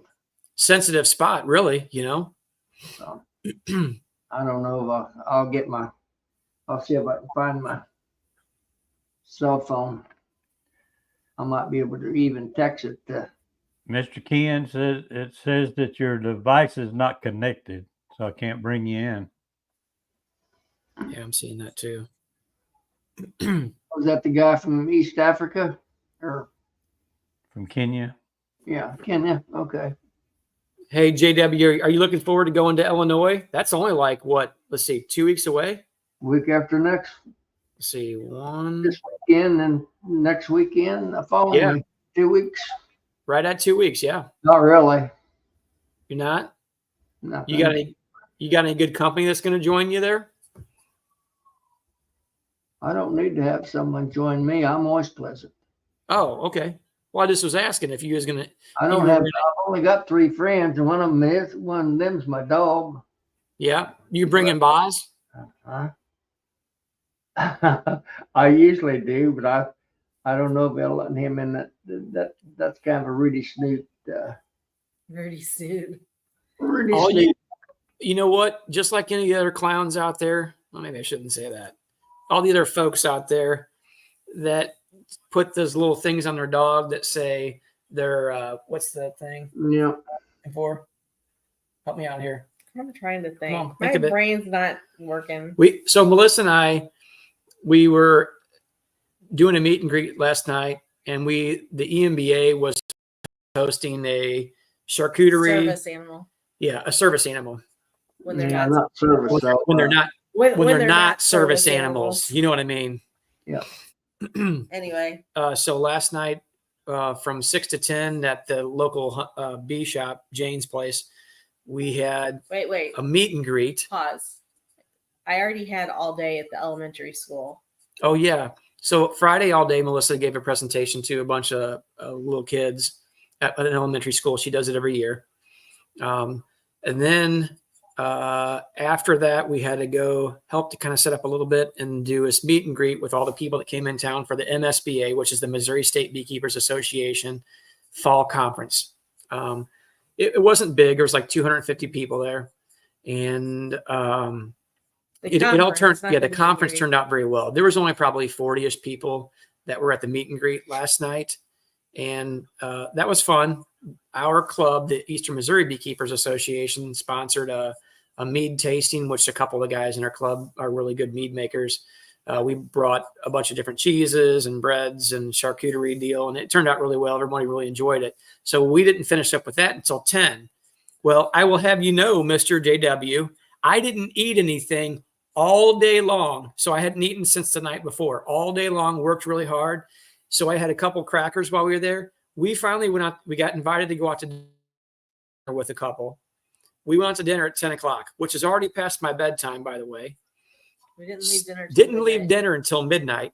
Came home, and then we had to spend 2 hours going over presentations to tweak them to make sure that they were exactly right. So we didn't get to bed until like after 2. It was like 2:30, and then had to get up this morning at like 6. Was it 6? 6:30. Okay, it was 6:30, so a little later. So we were kind of tired today. And then today was a long day, but it was a good day. We had a good time and all went well. We did great. have a busy weekend. Brian, Brian. when don't we have a busy weekend? That's what I want to know. We get to sleep tonight, but we got to get up early for church tomorrow. And then we have a Great Plains Master Beekeeping class. Co-teach.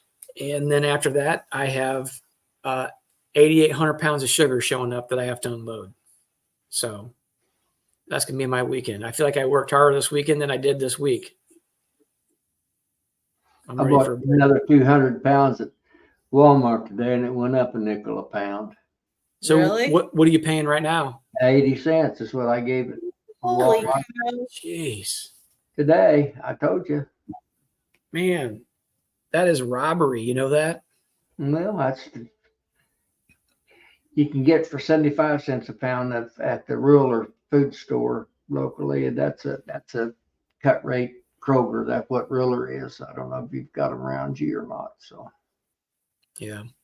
that's the cheapest. I mean, retail. That's the cheapest I've found. I've been checking every place and haven't come up with any yet. Well, I'm going to talk to this gentleman tomorrow, and I'll talk to you later about it. Okay. Yeah. So we'll see what's going to happen here.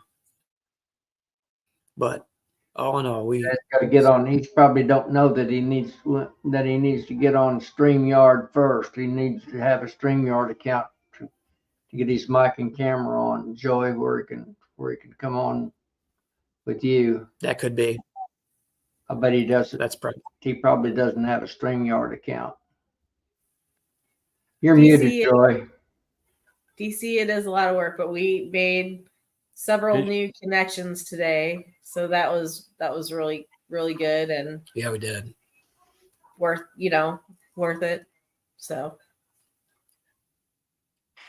It should walk him through it, what to do when he clicks on that link. Best I can remember. You talk about your link. You mean your pen link? Mm-hmm.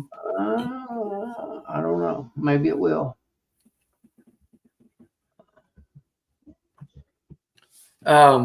It So- sends him over there to it. When you go to the Illinois and Springfield there, well, you know what? I'll chat with you later about it. We don't need to talk about that on here. I'll talk about it later. Yeah, that's good. As I understand. Our state fall meeting is next week. Hopefully, I'm hopeful that this last 75 that I bought today, I bought Yeah. 100 pounds yesterday and 75 more today. Well, yeah. Jeez. So I'm hoping this to get it done. Mine's my production hives they're not taking it down very good, and they're supposed to cool down. They're supposed to get down to 37 tonight, so that may have some effect on them. I started my oxalic acid. I'm going to go to 444 route. You know, 4 days apart 4 times, and I started today. So, and I pulled off and cleaned all my IPM boards. I've got about half of my hives. I've got just as an experimentation. Mm-hmm. I've got about half of them with screens with IPM, you know, with the Corofoam boards underneath them. Some of them myself, and I cleaned them all up. So on my starter hives, I'm going to treat them first treatment tomorrow afternoon sometime, and I'm going to check them, see if I'm getting any drops. You know. Yeah. After you hit them with the oxalic acid, don't check them right away. Wait like a day or 2 days before you check it. Yeah, they tell me 3. What I've read, I don't know. You know. Yeah, that sounds more accurate. Brian, who's going to be at your fall workshop? Yeah. That would be fun to go to. Colorado State Conference. That was a good time this spring. That was fun. I had a good time there. A lot of great, interesting people out there in Colorado. Some really experienced beekeepers with great knowledge. I mean, Brian just post what he charged to come out there. I want to know. Yeah. Whatever it was too much. I paid him. Oh, okay. That'll be interesting. That'll be interesting to hear about your interactions with Randy Oliver. I've heard things. Oh, wow. So Yeah, me too. I've seen things. I'd like to have a phone conversation with you, Brian, after all that, just to see how your experiences were and all that good stuff. So that'll be cool. Hey, be sure to say hi to the whole crowd for me too. Kathy, Tom, Matt. I think it was Matt. I don't know if he's gonna be out there too. And then doggone, I don't remember what was her name? JT or KT. And then oh doggone it, that older sweet gal that was there that KT was hanging out with. She was awesome. Don't And then forget John. the other gals. What's that? I said, don't forget John. John from John. Denver. John Denver. Yeah, he's in the dirt. Oh, I didn't know Yeah. that. Yes, sir. Yep. You need to keep up on current events, buddy. He crashed and burnt, didn't he? I think so. Something. I'm excited. You don't know one of those Rocky Mountain highs, Colorado. Hey, Brian, you know what? He's a man like everybody else, okay? It is what it is, buddy. I'm pretty sure you'll be able to hold your own just fine with them. Just be candid with them. Excuse me. I want to see that. Joy, you're not saying much. You got I'm just listening. you got old diarrhea on here. Well, he's gonna. He's So, a fill-in man, one of is he not? Huh? He fill in for us. and made One of the people that we ran into at the workshop at the conference today is a honey judge for the. I always forget what the honey council is called that judges Navi. Yeah, Brutz English. So anybody that's gone to Nabi, when Brutz English, the honey judging council presents, Brian probably remembers what the name of it is, or a couple of people might be. Anyway, so we were talking to him for a while because he actually used to be a member of the EMBA, and then he moved. But anyway, so we were kind of picking his brain about how the entry was going to go, if they were going to change anything as far as like how you can enter your specimens this year from how they did it last year to kind of expedite the process and things like that. He said they're talking about doing a few things different, the way they're setting it up to get people through the line a little bit faster. So cane soup. So that'll be good. He said there's like 76 categories this year at Navi. That's a lot. I'm going to enter every one of them, probably win them all. I bet you will. Share the wealth with me, man. You know, listen, when you make it big and everybody knows your name, just give a little shout out to me, just a small one. Okay? Just a little bitty one. I'm going to put old. Thank you, Brian. American Honey Show training. Philip, I'm going to take his crown. I'm not. I won't enter. Russell, Northern Russell, you'll be safe. I'm not going to enter that cream stuff. I'll just strictly to the basics. What about bourbon barrel aged honey? You gonna do that? You know, my son got a new that lives at the main farm. I went over this afternoon. He had a new Keurig, and I said, "I'm in the mood for some coffee. Make me some." Well, he did, and he put some kind of a bourbon tasting sweetener in the coffee. I had to pour it out. I wish I'd have been there. There's a couple microbreweries, or not breweries, but distilleries. Yep. Locally, that he thinks he can get some maybe some small barrels from, Ooh. like, not a big one like you got, like the Yeah. 15-gallon one or something like Yeah. that. I would rather Those have are what we'd. I would originally rather have a wanted. 15 I told him gallon. maybe come up with one. They're all in southern Illinois down there in around the Shawnee National Forest. Okay. These micro distilleries, there's a couple of them. Sure. And he got acquainted with them. He's kind of like you. He could talk to a rock. And he's going to see if he can talk him out of one. Okay. That'd be great. Hot honey and yogurt's a no-go, huh, Brian? Flavors do not mesh well, I'm guessing. Yeah, this time you're king. Yeah, friends with the honey king.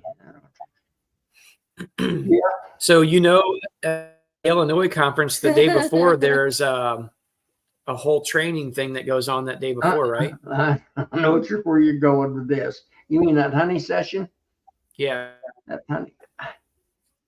Frankly, You gonna sign up for it? Must be facetious. I could care less about, I know. showing I honey. know. Well, I just say signed that us up. No. Hey, I know where you're at. You just saying that because you can't hang with us. That's all. It's okay. All right, okay, and I don't intend to. Hey, you're still my pal. Okay. I think I changed that. Thank you. Yep. Hey, so But Phillips he in the keeps thing. telling you that, JW, like he don't believe it himself. Mhm. Joey, why'd you have to say that? Golly. Now Joey's against me. Hey, I want Philip to get on here. I want to ask him about something. I want to tell him something that I tried today, and I want to ask him some questions about it. So, He Philip, was on earlier, he couldn't. He's at his mother's, and he's Yeah. only on his phone. It was getting such a delay that he elected to do otherwise. I think he might try it again, Phil, if you want to put up with him for the next 3 days. no, just a few minutes of your time. I want to ask you about something that I know that I think you've mentioned before that I had today, and I thought was pretty good, but I want to ask you a little bit about it. So, if you can, pop back on for a few minutes. If not, no big deal, and we'll chat about it another day. But I'd kind of like to ask you in person about it.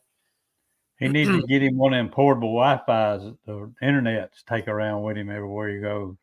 That's right. Thanks, DC. We do put a lot of effort into everything we do, mostly because I have to keep Tom busy. Otherwise, he'll drive me bananas. Well, you know what they say. They say you either build with the busy man or you babysit a broke one. Ain't that right, JW? Oh, I know. I've been broke all my life. Still there. Yeah. Hey, you've been busy. That's what I'm saying. Oh, there he is. There he is. Oh, there he is. Get All right. after it. Get I'm after here. it, Q-tip. This is the man that can tell me about it. All right. So what I had today for the first time, and I actually really enjoyed it, and I believe I've heard you talk about it before in the past. Mesquite honey. What Mhm. about it? Elaborate. You You- did all that nonsense No. before. and then I you want to just hear what he say- has to say. Then you just say mesquite honey. Well, what do you want to know about it? I want to know his thoughts. Tell me about it. Well- I'm sure you've had it.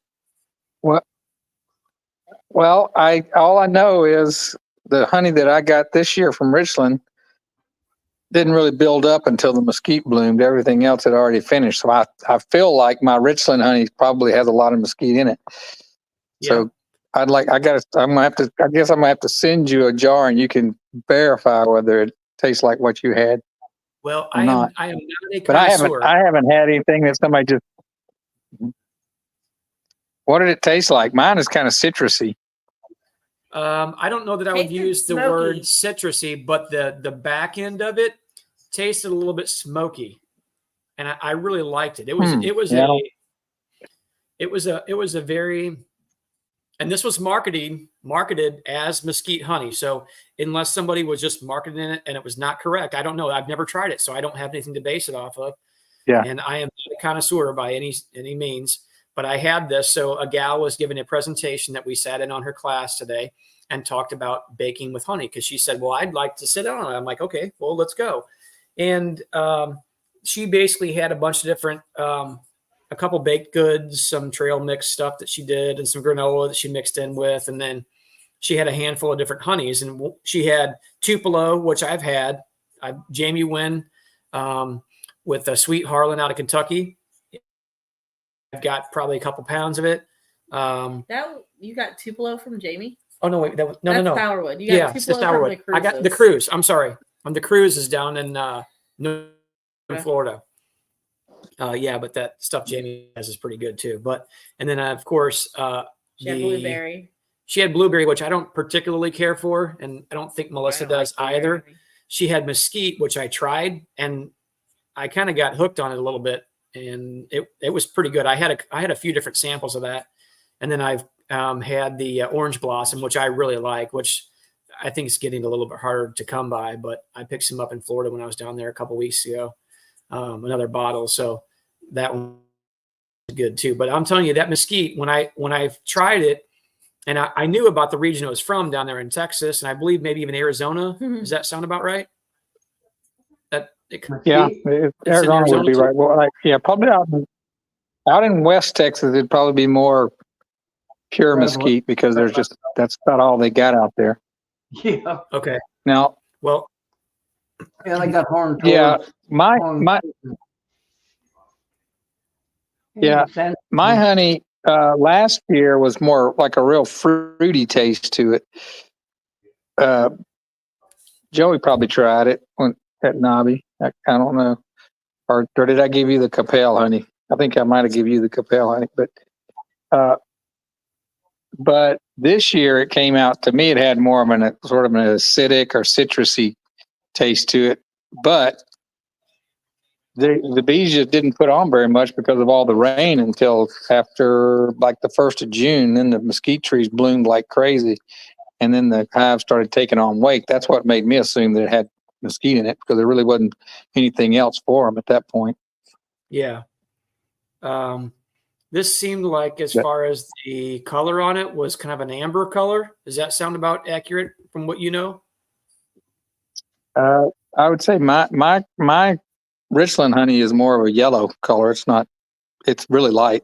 It's not white, but it's not dark by any stretch. I wish I had a little, well, actually, hold on. I do have some because I gave some to my mom. I can show I it want to to say you.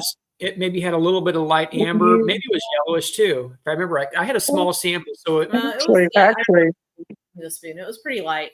you know what? I would say amber might not be too far off. Let's see. It's right here. Get a little bit of light behind Okay. it. So dark in here. To your left, Joy. Yeah, there you go. Right there. There we Whoa. go. yeah. Yeah. I can see where you got that kind of a yellowish amber, right? Yeah. That seems about right from what I remember. Yeah, that's what it. Oh, Philip, That's it's another the reason Richmond. to come to Nuggie so you can bring Tom some mesquite honey. oh man, that stuff is amazing now. That's right. Yeah. I'm just saying that if I'm thinking out loud about that, that would be a honey that you would use if you were making a barbecue sauce. Mhm. It was pretty good. I've never Yeah, had and I any- don't know. I don't get the smokiness, but hey, I don't think you have any reason to doubt the person that had it because it sounds like they had everything else right. So Yeah. I need to get some mesquite because I've been telling everybody that this probably has a lot of mesquite in it at the farmer's market, and that was just because of the blooms. It was, Yeah. you know, I shouldn't have harvested as late as I did, but with the mesquite trees blooming, the honey came in a lot later Yeah. this year. So like a full month later than last year. Yep. Come to Nobby and let's bring some and we'll swap some out. I want to try some of that again. I wouldn't mind having to bottle that around. We can add it to our other collection of honey in Oh, the for sure. cabinet downstairs. Yeah. No, I mean, that honey that I gave out last year crystallized real bad because for some reason when it got chilled, it crystallizes pretty fast, which is one of the reasons I want to make creamed honey out of it. yeah. I've got my second batch going. Working I've away. got- I've got this one. I just hated to open this package up. Oh, that's But I really think nice. I'm fixing to Oh. open it up. I'm gonna go ahead and open it up and taste it. That's Now, I've been. Capel. Is it That's is that? Does it say Richland or Capel on there? Richland? I got the What's it say? Capel up there. Oh, and that's it. Richland up here. Yeah, Did that's somebody yeah. earlier- Richland is the one we're talking about. But Did somebody but let me tell earlier- you something, Joey. That right there, that's last year's though. That's not this year. So Yeah, that's the one that got the real fruity taste to it. but you got me thinking about it though. When you said that, I said I hadn't even tried it. Philip's gonna get mad. But I just didn't want to open that pretty. I wonder if package. it's crystallized down in there. I'm fixing to find out. What's in there? It looks like there's some lip balm in there. Is there anything else in there? Lip balm and the little dipper. Okay. Philip, did somebody earlier say that you make those little boxes? Yeah, I make those boxes out of wood scraps that I have. Yeah, that's the peppermint lip balm. That looks really Yeah. nice. I like that label. That's pretty nice. Yeah, I print that myself. Yeah, I like even the presentation looked really good for the little basket you built, wrapped up the whole 9 yards. It's Yeah, got a little shrink wrap. crystals in the bottom. A little bit. That's Looks not like yeah. there's Yeah. worms in there. I think he put wax moth larva in there. That's protein. I hated to open it. Yeah, that was a nice presentation, wasn't it, Joey? Yeah. That's the way Brian is. I gave Brian one of the honey samplers, and he still hadn't opened his, I don't think.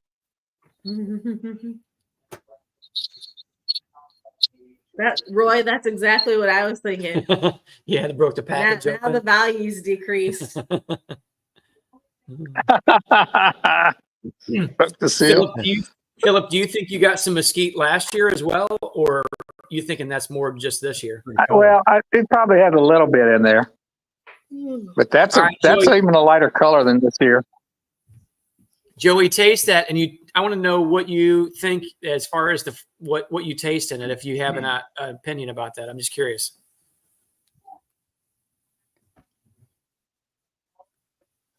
Still pretty runny. That honey was more runny than the other honeys last year. I hope it hadn't fermented. No, it's real fruity. Yeah, that's last year's was super pretty. This year's is not that pretty. You got a Kind of oh my gosh, what's the thing called? That's almost like a tangerine. Joey, you got a refractometer? some people. You said people- it's really thin. Check that moisture level.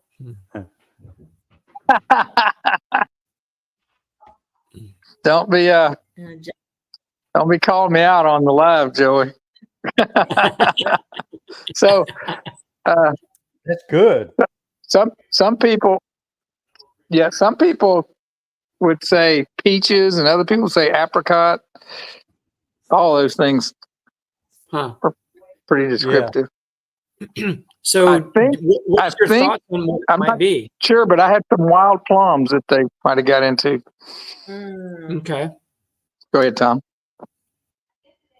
Yeah. No, I was just curious to know what you thought that it might be, but I think you kind of just answered that. John Marshall has a question Yeah. for you. 8,800 But this pounds of year's is sugar. not nearly that fruity. Yeah. So you don't think the stuff you made this year on the back end of the flavor profile, do you feel like there was any like a smoky flavor to it whatsoever or not? I'm not. I tell you what, I guess I could taste this just to see it's here, but I've never thought of that. I mean, the one that we tasted today, it was pretty predominant. Like it was I pretty. mean, did you get that noticeable. from it? Oh You- yeah, You felt okay. I'm yeah. just it making was sure I'm not completely noticeable. making sure I'm not Here, off base there. while Philip's Maybe tasting- there.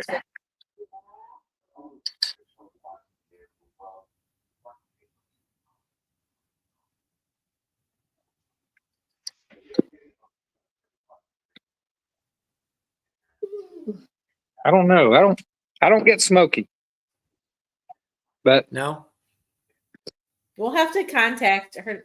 If I come to Nobby, I'll definitely bring you some because that's all I have really left. Yeah, Um, absolutely. Yeah. Maybe it's smoky because those bees. Of what? Maybe it's smoky because yep. Okay. I must have a lag. Maybe it's smoky because those bees are so mean they have to smoke them a lot to get the honey.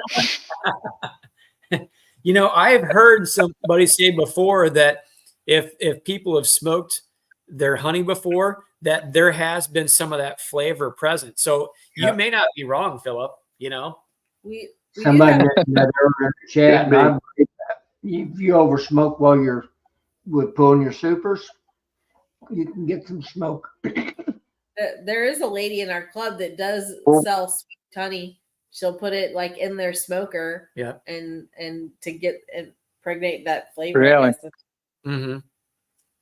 Yeah. Okay, answer his question before we forget about it. Oh, so John Marshall asked 800 pounds of sugar. How many hives you feeding? That's Melissa. She likes to consume a lot of stuff. That kind of keeps her motivated, keeps her going. If anybody's the sugar consumer, it is definitely not me. Melissa eats Okay. 800. I just feed 800 pounds of that to the bees. The rest of it she takes in. No, not at all. No, that's part of what I'm going to use for next year. So I was able to secure a pretty good deal on it. So I was trying to get as much as I could. So I hopefully don't have to feed that much more here this year. Honestly, I just fed another 100-something gallons of 2-to-1 syrup this week, and hopefully I don't have to mix up too much more. This has kind of been a year for us that really just much like even JW here in the Midwest, where shoot, over the last month, we haven't really gotten pretty much any rain to speak of, aside from the remnants of that hurricane that ran up through the Midwest. Basically, we got a little bit of rain off of it, but it's just dry now. I mean, those trees are changing colors and the leaves so quickly. They're just going to go drab all of a sudden. And I guarantee that all those leaves are just going to drop off the tree at one time. So it's going to have little to no leaf drop. And all of a sudden it's just everything's going to drop off of there. You know, I thought our leaves would be not very pretty this year, but actually we've got a kind of a pretty fall. Do you? No, yeah. Ryan, what do you mean by salted honey? I've not heard of salted honey. Neither. Yeah, neither have I. I never could understand why somebody'd salt a watermelon. I don't either. Yeah, that seems odd, right? Yeah. But I've never Me too. I don't get it. I salt my ice cream even. That's how much of a saltaholic I am. Boy, I'm telling you what, you right. Killing me, Tom, JW. Oh yeah. Tom microwaves his ice cream before Yeah. he eats it. Here's another good one. I don't like my ice cream to be like rock hard in the freezer. I'll get it out and put it in the microwave just for a little bit to soften it up. Who else does that in here? Nobody, because that's weird. Well, we'll find out. Put the comments in there. Let's see. Who would? I'm not saying melt it all the way down. Not I'm just me. saying soften it up. So you want it like soft served? Yes, sir. That's right. That's like ordering a hot fudge sundae. I never could figure that out either. Hey, you know what? I don't know what to tell you, buddy. You're missing out. Well, I've missed out on a lot. Hey, in my life. Melissa. Yeah. Melissa, there's one thing. What I always say, you know what? That's cheaper than therapy. Him doing that with his ice cream is cheaper than therapy. So Yes, sir. That is exactly right. Whatever. So are honeybees, right? Well, maybe not. Well, Yeah. maybe. that's right. That's right. Maybe Maybe sometimes. It depends on a lot of things. I agree, though, Joey. Salt on watermelon, something sweet, is a no-go. Melissa gets these one little of those caramels that are up there. Dark chocolate salted caramels Yeah, from Sam's. She gets these dark chocolate salted caramels, and I'm like, this is completely screwed up. You don't put salt on sweet. It's a wrong. You don't do that. She likes it though. He's weird. Everybody else likes salty and sweet together. Well, He's just odd. no, everybody's wrong. I don't know what to tell them. Everybody. You guys make me hungry. I gotta go I load like up those. on junk food. I like those sweet and salty pop bars they make for sure. JW, chime He's back in gone. here for a second. No, He's he's still gone. there. He's probably just hanging out in the He background. had to go get food. We made him hungry. I was going to show him what we had earlier. Probably went to go get some bourbon honey and popcorn to dip it in. Probably going to go get his ice. He's probably microwaving his ice cream right now is what he's doing. Bet he is. Yeah. See, I said something that made him hungry. Now he's in the background yelling at his wife to put some ice cream in the microwave, and he's going to put some salt on it. She's She's like, don't you dare put that in the microwave. Yeah. Yes. Chocolate covered pretzels, sweet and salty. Yep. He was eating a piece of meat just before we come on. He said, I was almost through with it. I said, we got time. We got 8 minutes. Go finish it up. He said, oh, I can eat the whole cow in 8 minutes. He's talking in I hear him in the background back there. I knew he was listening to us. Honey can promote better sleep habits. Interesting. How about sugar? Tom's a sugar addict. So DC, elaborate on that, because most people, when they get sugar, it gives them a little kickstart and gets them a little bit wound up. He didn't say you had to eat it at night. Maybe just having honey in your diet. Hey JW, I want to show you what I had tonight. All right. Mm-hmm. Storm and crab. Yeah, okay. Well, listen, I had some crab legs, buddy. I thought she was gonna buy me dinner. She didn't.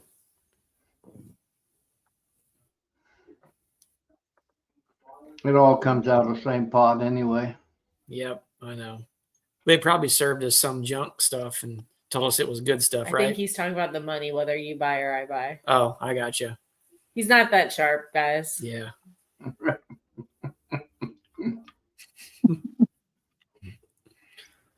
A little honey about a third hour before bed allows the body to process.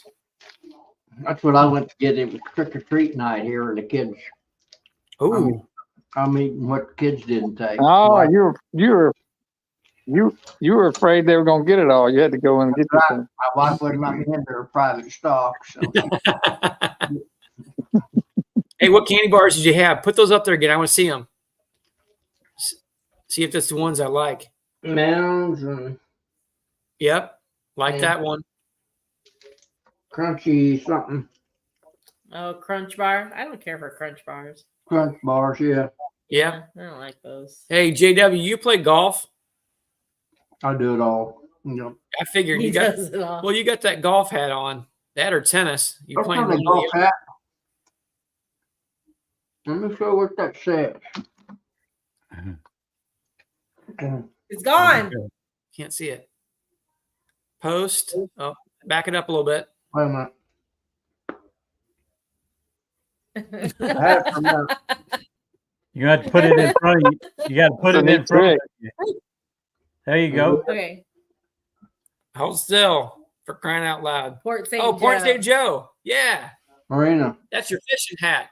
That's Marina that I ran out of there in Florida. Yeah. That's your Florida hat. I got you. They missed the top part of it is what happened. You didn't pay for the whole I thing. didn't get it all paid for. Yeah. You got it You half worked a price, little yeah. harder fishing. You can afford the rest Look of at it. Brian's comment. JW wears a visor so he can get his. I knew he was one of those fellas. I tried. I got a ponytail. I used to have a ponytail before it went bald. All fell out. Did it slide down the back of your neck and on your back? Hmm.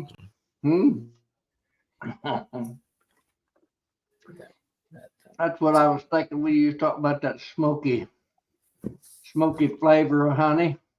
Yeah. I think that take you back to your childhood when you from smoking that marijuana and that kind of stuff. He took off. He took off. All right, Yeah. fellas. I'm gonna get off here and give Mama her medicine so she can go to bed. All All right. Good night, Philip. Hello, we say I'll be good night. listening to. I'll be Good listening. I'll be listening to you. All right. Good night, I'll Phil. be listening to you so I can keep my notes on JW Smart comments. We probably gonna be getting off here in a few minutes. Well, we've only been on All here right. 2 hours, Joey. Good night, everybody. Yeah, Good 2 night, hours, Carl. 9 minutes. Night. 2 hours and 10 minutes. Good night. Mm-hmm. I've hit this leave button. I've hit this leave button 4 times. He's There you gone go. now. No, not that button. Philip out. Oh man.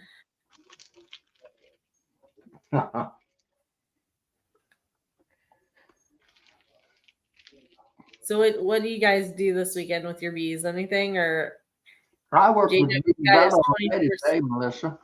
what? I traded my production horn. I started my first treatment of, I don't know if you were in here or not, in there or not, Mm-mm. OAB this morning. This afternoon, I've got about half and half. About half and half solid and half screen bottom boards.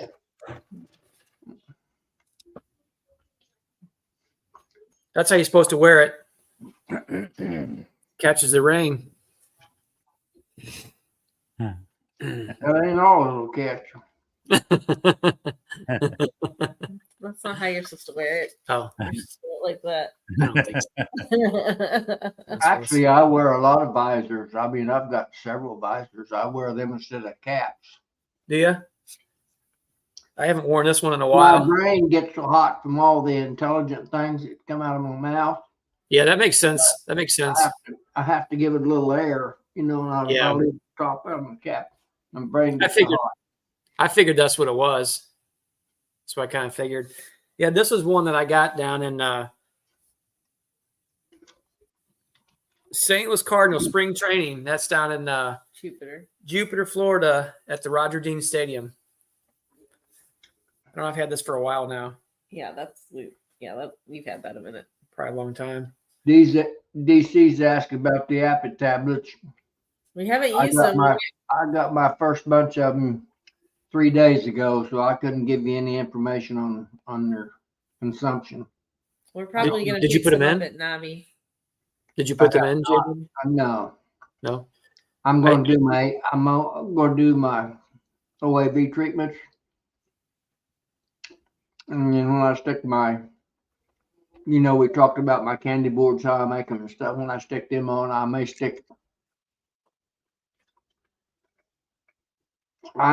just an experiment on a few. Sure. Stick a couple of them. They say they won't take them if they got anything else to eat, so they may not consume them. Yeah. I don't know. Well, I'd be curious to see what your findings are. Well, I got to use them first. Right now, they're in storage, I guess you'd call it. I just got them from Todd a couple 3 days ago in the mail. Mm-hmm. Okay. I knew you said you ordered some. Yeah, Melissa and I have been curious about them as well, so we thought They're not as thick as I thought they would be. I'm going to say they're not quite. I don't think they're quite a half-inch thick. Oh, really? Yeah, that's thinner than I thought they would be. I'm going to say they're. I don't. They're not. I don't think they're half-inch thick.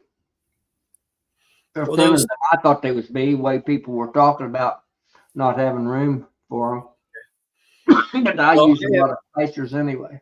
I have some 3/4 inch spacer boards I bought for like my nucleus colonies and such, and I can for putting Apiguard treatments on, or if I want to feed a little pollen to, or whatever. I mean, even like that ApiTab. If I decide. Have you used those spacers in the past? I just got 40 of them actually. So Have not used them yet. No. actually, some of them are on the hives. I put them on there. Some of them on the hives. Yeah. I got a little carried away with some of my spacers. I got them a little bit too wide, and they started to give me some wonky comb. Okay. Well, I don't think I'll have any trouble after July. I wouldn't have any trouble with wonky comb with that 3/4 inch spacer. I could leave them on all the rest of the year, and I'm sure they wouldn't do nothing about it. Well, if they're bringing in enough nectar to make comb, they probably don't want to take the Appy tablet anyway, right? Yeah, possibly. I would. I don't know, though. I'm assuming that probably is. I guess DC is going to go measure the ones that he had. Okay, he just said they're 5/8 thick. Do you think your ears are 5/8?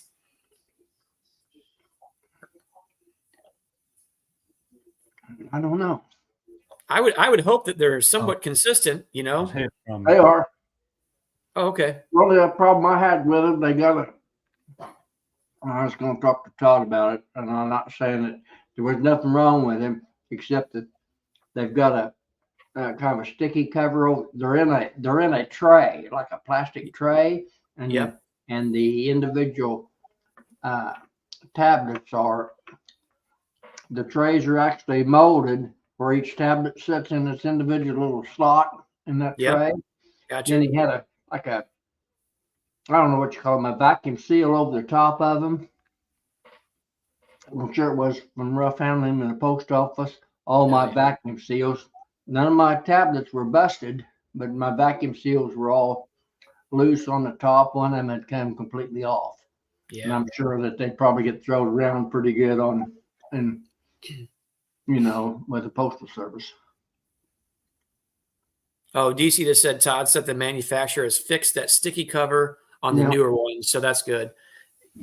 You know, I know other people talked about them being broken and bust a little bit and stuff. And you know, when you're paying a fair amount of money for a product, I think most people want them. Hey, you're dragging something. All my tablets, I looked at them. They were all solid. There's none busted or smashed or crumbled or anything.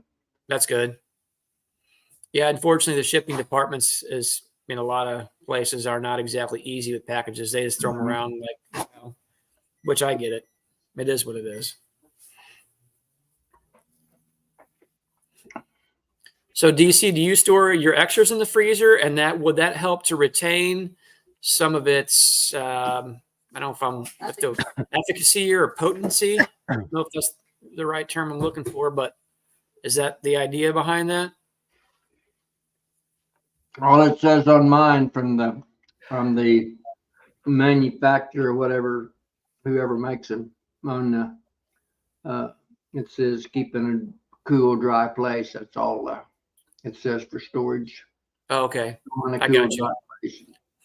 DC just said Todd said he said to store them in the freezer, so that's a pretty cool place, I guess. Okay, Brian says his all came.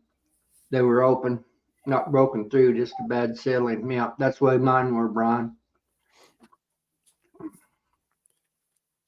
I think when I looked at it before, I was calculating out what those were, and they were like $4 and something, some change or something like that per each tablet or something. They figure out it was like right at what, $40 for 10? Yeah, $39.99. I think is what Todd had them for. 39 Okay. something on his website. So Plus shipping. well, he had them shipping free right now. Oh, okay. Yeah. So you're $4 a tablet then. Mhm.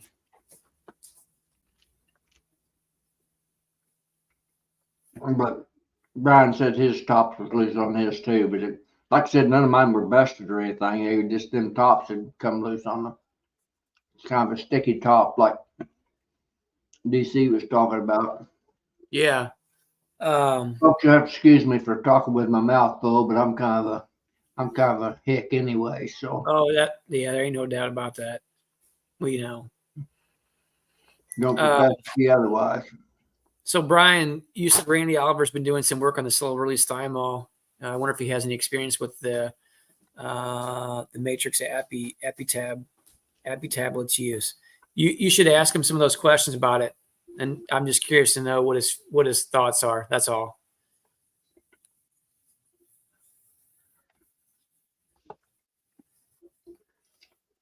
Oh my goodness gracious. Yeah, me too. That's the way I feel. Ugh. Well, like Tom said, we didn't go to bed until after 2 this morning. And then got up at 6:30 and been running all day. Well, don't wear yourself out now, Melissa. Come spring and bee splitting time, I expect you to show up for that full I know. full Full week. I should have about I got it I got it marked down in my calendar and 30 or invisible. 40 splits for you to take care of for me, and I won't have to mess with them. That's it. 40 splits. That should take no time. You just go to the B yard and flip covers off and start finding brood frames and building nukes really quick. Hey, That shouldn't take it long at all. did you hear what I said? I have it marked on my calendar in invisible ink. Yeah. Yeah. He Oh, wasn't wow. listening, was he? But I'll be happy to send Tom in my place. I'll go. Hey, you take care of stuff around here. I'll go up there and help him. Well, no, you complete all your tasks here first, and then you can go down there for a week. No, that's not how it works. Yep, that's exactly how it works. She's going to handle the fort here, JW, and get all that work done and, plantings and stuff like that. And then I'm going to come down and help you for a week then. I don't know about a week. No? How Probably couldn't stand him for a week, JW. long? 2 days? JW is like a half hour, and I'm done. I mean, it's not going to take a day to build 40 nukes. I know that. I didn't say anything about nukes, did I?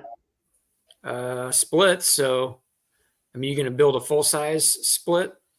I mean, Well, that'd be even easier. Honestly, it'd probably be easier to Oh. make a full-size split, Todd's like, you're talking about my app tablets. I have to put on here and defend myself. He heard his name. we got the man himself. I'm listening on my phone, right? Oh, okay. I'm also watching the Fresno State game. So anyway, we're taking care of business there. So I thought I would just pop in. A couple of things. I want to go way back. So Melissa and Tom weren't on, but JW was and Joey was obviously. When Yeah. Nancy came in and talked about those lids. Because the last thing I heard or about all of this last night was get a jar and screw it in there and then just kind of wiggle that lid out of the hive lid, right? What she got? Todd, may I interject for you going all there? What she got was some of Bob's first lids. Yeah. And I'm And going they were that all direction. tight. He didn't have a big enough bit, and he got another bit, and now they're loose. Well, Well, JW, don't interrupt Todd. He was telling a story. oh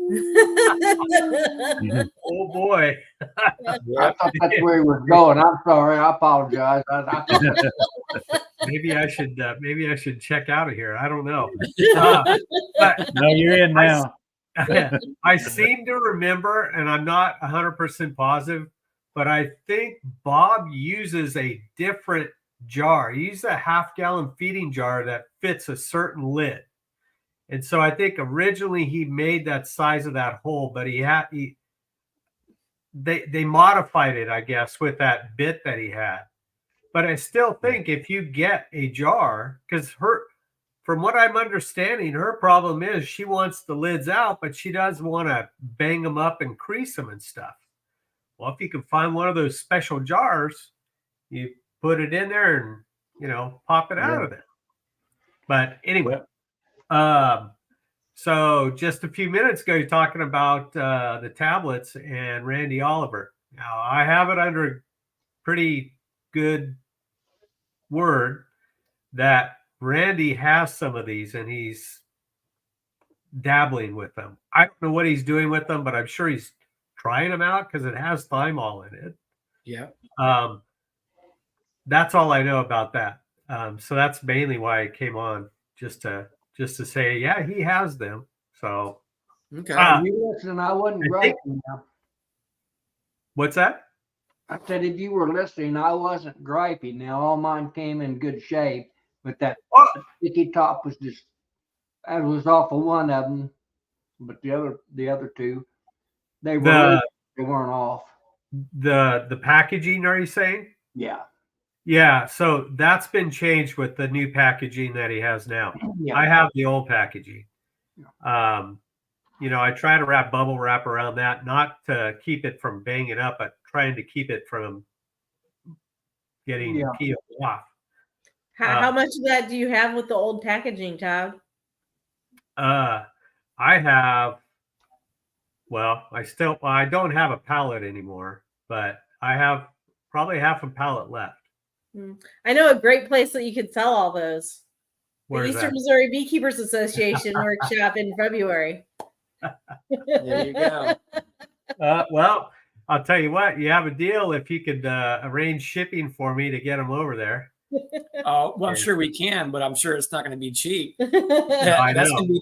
going to be delivered freight, you know? Yeah. Just fly Southwest.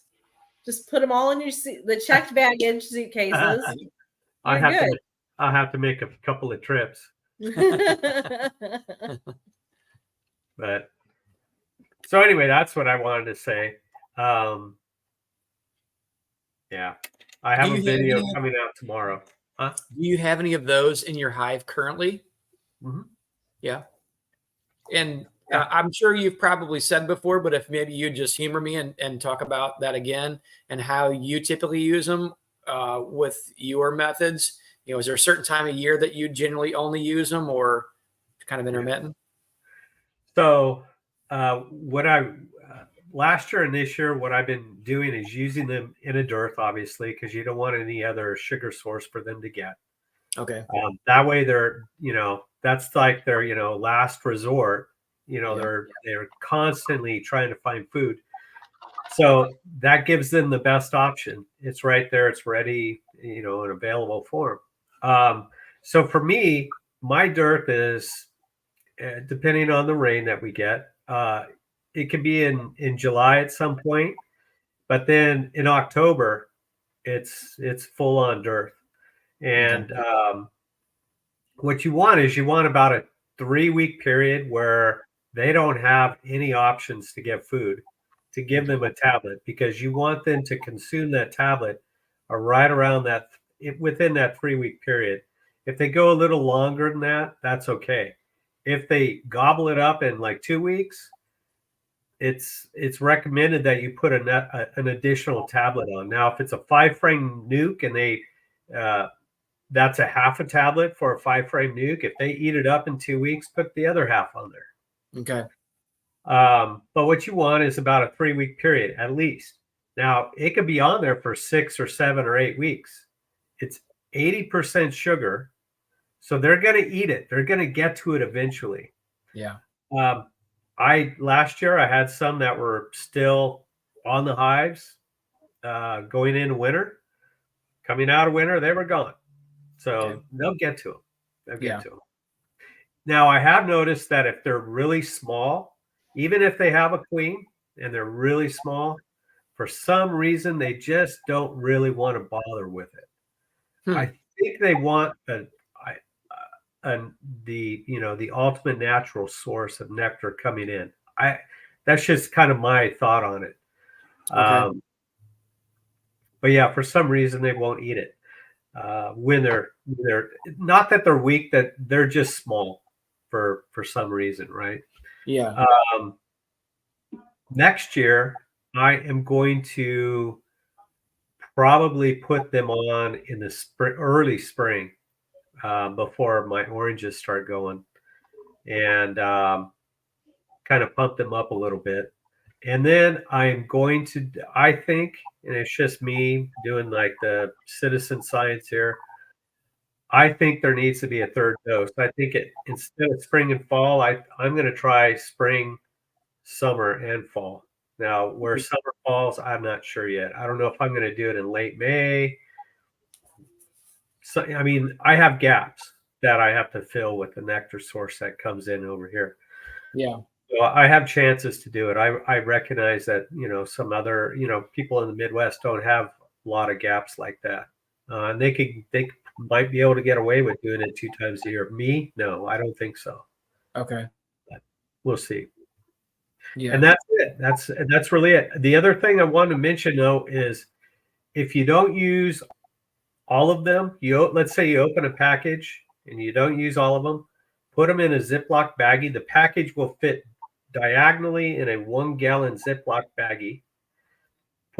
Seal it up in that thing and put it in the freezer. Okay. That way they're cold. They won't have a chance to do anything or off gas or whatever you want to call it. Yeah. It slows it way down. Okay. You take them out of the I took some out 2 weeks ago. You take them out of the freezer, open the package, and man, they smelled just like the first time you opened it. So Yeah. So you're saying that freezing them probably helps to retain their freshness or efficacy? yes, and then adding, I think, there's some sort of off-gassing element to these things. I think it really retards it or slows it way, way down. Okay. One other thing that I've heard is they'll propolize them. They'll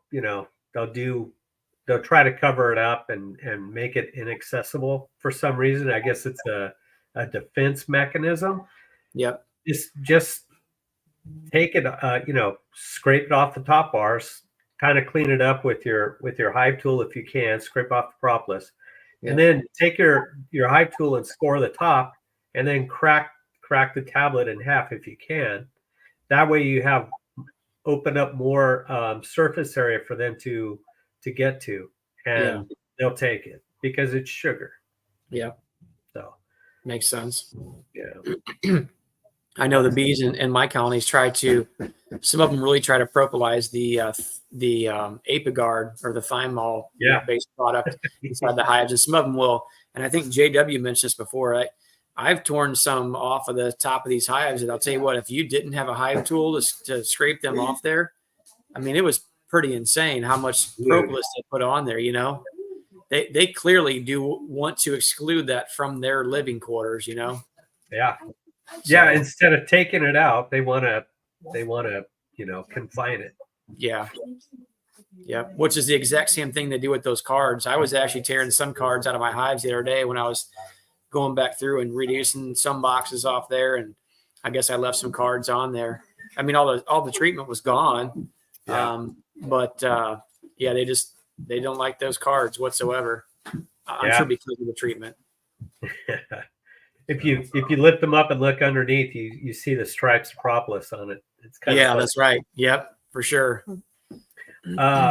Roy's question: so will they work like OA pads? Yeah, and that brings up another thing. When I first got them a year ago, it's been about a year ago, right about now.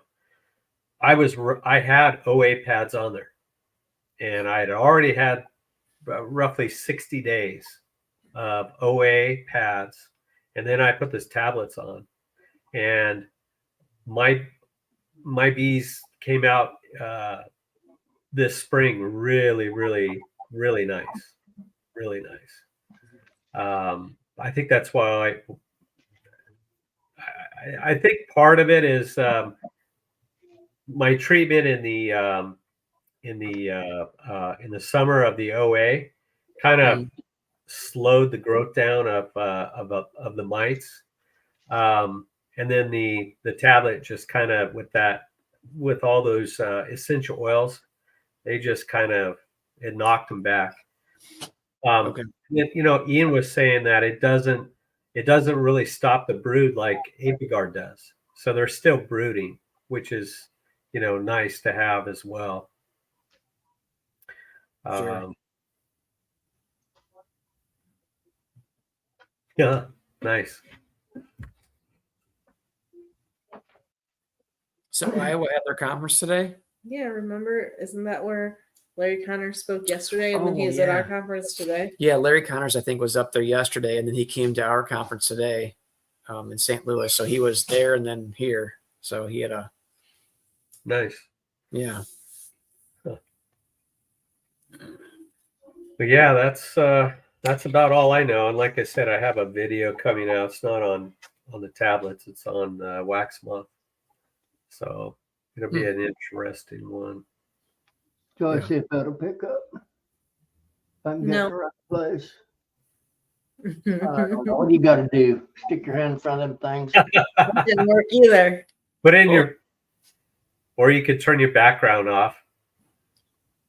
I don't Joey, know all that high tech. Joey, put that question up again real quick.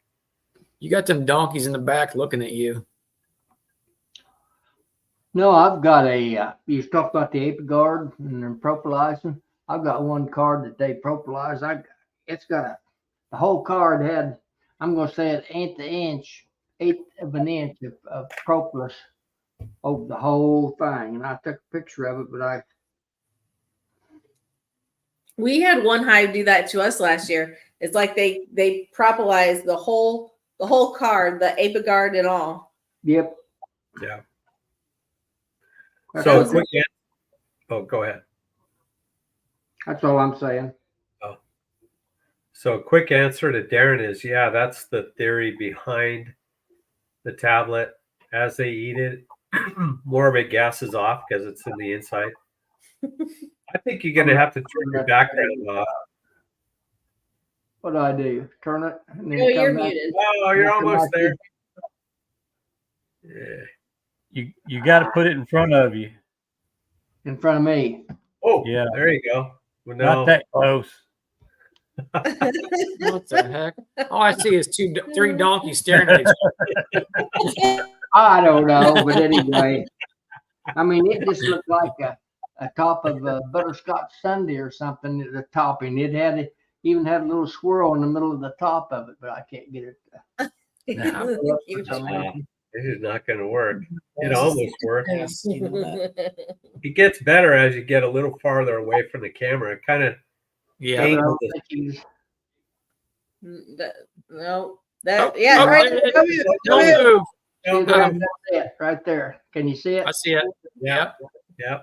It even had a little twirl like you'd have an ice cream cone on the. A Right swirl. dead center. No, that was a complete Apigard, card and treatment, and they had it completely propolized up. I don't think it done a thing. Yeah. And changing the subject 1,000%, Tom, we was talking about, I want to talk about, I checked all my hives today and checked all my quote unquote landing boards. Yep. Out of 33 colonies, I had one that's still bringing in propolis. I put out a little short video. It's like 30 seconds, 40 seconds. Okay. I've been bringing in, and they were bringing in pollen. One hive out of 33 was bringing in pollen, and it was Okay. bright orange. Huh. Got any Wonder what thoughts? that was. That's what I'm wondering. See, you get some of that on dandelion in the spring. Yeah. It's an orange pollen, But I would think it's there are a few high. now and then, but if we did have a few dandelions in bloom scattered, would be enough for bees to forage it, of any numbers. But I've got several foraging bees returning to this one hive. That's the only one that it's a real bright orange. Just So about I the would, color I of would this- think it's been too dry to have any dandelions blooming, unless maybe they're next to a wet creek bed or a riverway that might be near your place. Well, I've got that, but I guarantee they're not there, and there's not enough dandelions here. We haven't Yeah. had but about a 1/10 of an inch of rain since that 3 inches I got off of the remnants of that Hurricane Milton. Oh, okay. Damaged Ricky's place. We got the tail end of that.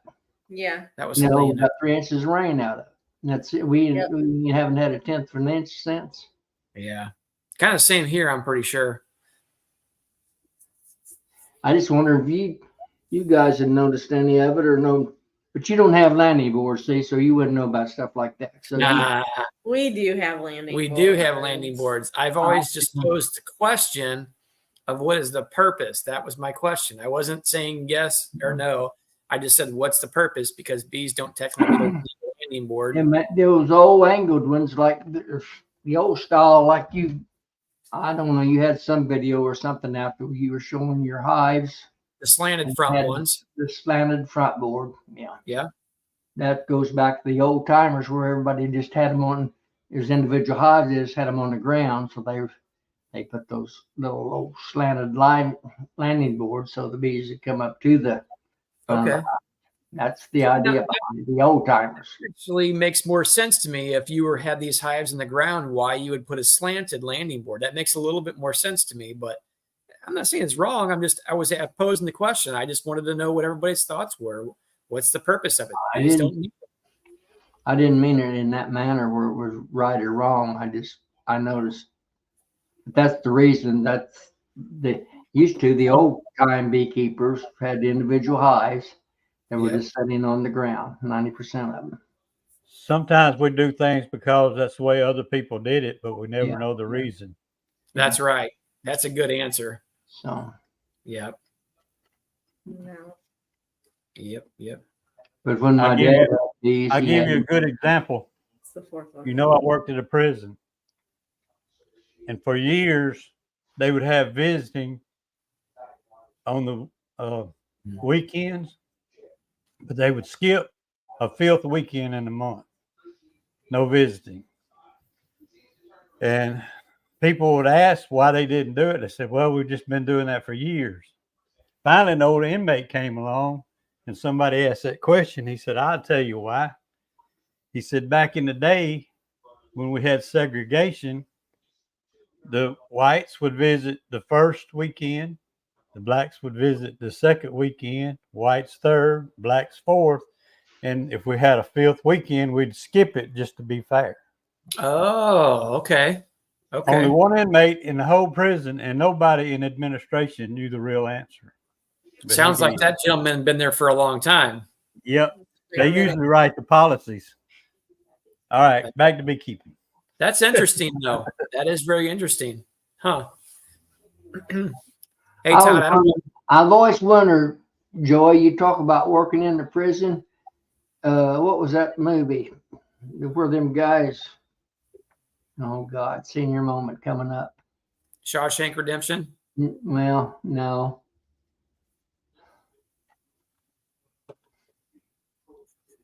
Quick answer, DC. I don't know. I haven't heard anybody doing vapor with tablets. Pads, yes, but not vapor. So Sorry, I Debbie.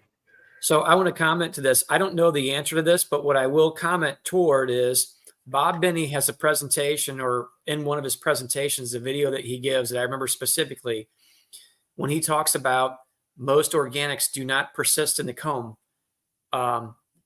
Oxalic acid vapor doesn't persist any longer than maybe a few hours within the comb. So it doesn't stay in there at all. There's almost no traces of it the next day, I believe that's what he said. Don't specifically quote me, but it doesn't stay in the colony or the comb at all. Thymol, the active ingredient in Apiguard, does persist for a very short time. And I believe, and again, don't quote me on this because I'm not quoting him, but I believe, if I remember correctly, I thought he had given the allusion that it could be up to a week-ish, that you could still have traces of thymol in there. So what he said was, if you use a thymol-based product, and quite possibly these tablets may not have enough thymol in them to cause this reaction. So again, I'm just thinking out loud. If the thymol persists in the comb for a very short time, it does have a synergistic effect with oxalic acid vapor. But because he said you can use thymol after an oxalic acid vapor treatment, but you cannot do the opposite for a short period of time. And for some reason, I think that he kind of alluded to about a week or something like that. So I think you definitely shouldn't do it at the same time. Yeah, don't do it at the same time is kind of what he was saying. I don't remember if he explained it in grave detail, and he may not have known exactly what was going on, but I think he was just kind of highlighting that. So that's all I'm going to say. I'm just kind of regurgitating, and again, not verbatim, but that's kind of what Bob Benny had talked about. And I thought that was very interesting information because generally speaking, your organic compounds do not persist for any length of time in the comb. So, Well, according to, I remember seeing that same video and I forgot which was which. He said you can do it one way, go from either OA to thymol, or from That's right. thymol OA, and one of them will get a reaction, and the other one you won't. But I forgot which way it is, so I'm not going to comment any further. You can do oxalic acid vapor to thymol, but you cannot do that in reverse, because once you put the thymol treatment in, it does persist for a short amount of time. So once it off gases in there, it will hang in the comb for a short time, but it doesn't persist like most or all of your synthetic treatments do. So remember it this way: it's in alphabetical order. Yes, OA first, and then thymol, but you can't go thymol and then OA. Yeah, that's good. Yeah, but I forget what the key was. I forget where it was alphabetically or pneumatically. Yeah. You bring up another. Okay, so let me back up a little bit from what I've been told, and I've had discussions with the owner of the company about this a couple of times. There's been a lot of misunderstanding or things not totally understood about the Appy tablet. So I want to make sure everybody understands. It's 20%, or excuse me, 80% of the thing is sugar. The other 20% is a mixture of essential oils. So a couple things with that. The essential oils equal about 13 grams. Look on the ApiGuard label or the pamphlet they give you. It's 25% thymol in an aqueous gel. So right off the bat, the whole entire essential acid portion of the tablet is only half of what thymol is. Now, I was not told the recipe, obviously, right? But thymol is in it. But when you're looking at 13 grams of 9 other essential oils, there could be a lot of thymol. There could be a lot of eucalyptus. There could be cinnamon. So you don't exactly know how much it is, but it's less than 13 grams, which is half of what ApiGuard is. Yeah. So, you kind of have to. Yeah, it's not much, but you do smell it. Now, one of the things that's in there, like I said, I know is eucalyptus. When you put eucalyptus and thymol together, you're going to get quite a smell. But the other thing that's interesting to know, and I don't know the answer to this question, is ApiGuard is made from thymol, pure thymol gel, not essential oil. So what's the difference? Is pure thymol stronger than an essential oil or vice versa? I'm not sure. But that's a big consideration when you're thinking about this. So does it interact? Does the thymol essential oil interact with OA? I don't know. Yeah. And again, how much of the thymol essential oil is in there? I don't know. Less than 13 grams. So, that's his proprietary mix of that. And he just tells you the percentage and then what was in there, but not how much of each one. So you can only make assumptions. Yes. Correct. Yeah. That's right. So this all comes down to time and money, because we would know these answers if he was a millionaire and had 5 years to have this thing studied and have a study published. Well, we don't, right? So that's where all the feeding supplement came in, because this is used widely in Europe as a feeding supplement. And there's a study out there right now on essential oils, and I've mentioned it before. Efficacy of 30 essential oils. Look it up. There's a study. One of the graphs in the study shows 9 essential oils that have a 100% kill rate at 4 hours in a test tube. 100%. So there's an off-gassing effect, obviously, right, when it's in a test tube. So that's, I'm not going to say those are the same ingredients. I know a couple of them are in there, but, in Europe where they use it as a feeding supplement, and it has a very bad side effect. and it does. Bob highlighted that in his video this time last year. The other thing to consider is that in Europe, they don't have as stringent guidelines about products as we do in the US. So they go about it differently. It's okay for them to use this because they don't have like an FDA or an EPA that will say, no, you can't say that, you have to have it proven first. They don't really do that. Tom, you better put the hive splitter to bed. She's gonna pass out on us right there Yeah. in front of the whole world. Am I boring as- everybody?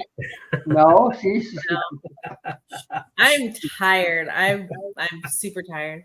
I'm probably gonna go to bed here in a second. She's been up about Buddy. 20 hours. Yeah.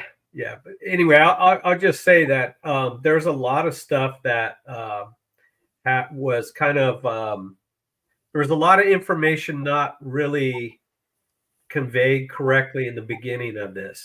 Yeah. And so it's kind of evolved into its. There you go, Brian. Perfect. Read that study. I read the study and it's really, really interesting. But there's a lot of stuff that was said in the beginning that isn't quite necessarily true. I would say most of it is not. I think it was just misunderstood. It wasn't intentionally said that way. It's just been misunderstood. That makes sense. So I like to say that it does have a side effect, unfortunately, of dispatching things that we don't like, right? Yeah. But it's just an unfortunate consequence of using a tablet to supplement the bees feeding. Yeah. So that's just the fact. So DC brings this up. He's seen some videos of beekeepers that have put thymol in their syrup, a very small amount. I understood that before too, and I also point out, and I'm not saying support them, don't support them, but the Hive Alliance have a small amount of thymol in them. And I have heard before in the past, not specifically you asked about sac brood. Whoops, I'm going to pull that comment up because I don't know the answer to that.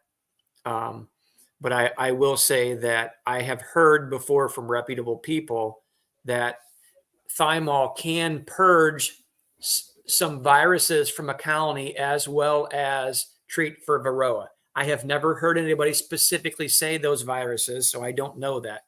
But they've said that they've noticed through general observation that sometimes these brood viruses can be purged after a thymol treatment. So that's not the first time I've heard it either. I haven't seen any research on it specifically, and there may be some out there, but I'm just... Sac brood's a viral disease, though, so medication wouldn't, just like a viral disease in humans, medication's not going to get rid of a viral disease. Well, I think you can with sac brood.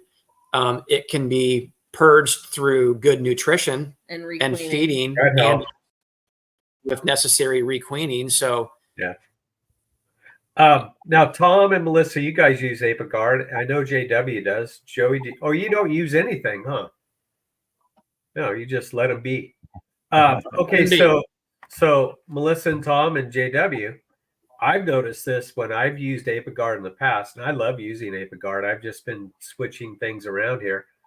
As a matter of fact, I think I'm going to find a different rotation for Apiguard in early summer next year, opposite of the tablets. But when I use it, after I use it, my hives seem just at ease. There's not a care in the world. They could be in a dearth. They're healthy, and I think there's something to Apiguard that helps clean out the hive. Yeah, just like they say with Formic, it's another organic gas or organic acid, and well, who's to say that all the organic acids don't do that? Sure. So I personally have seen it. I mean, they're calm. You don't hear that high pitched buzzing.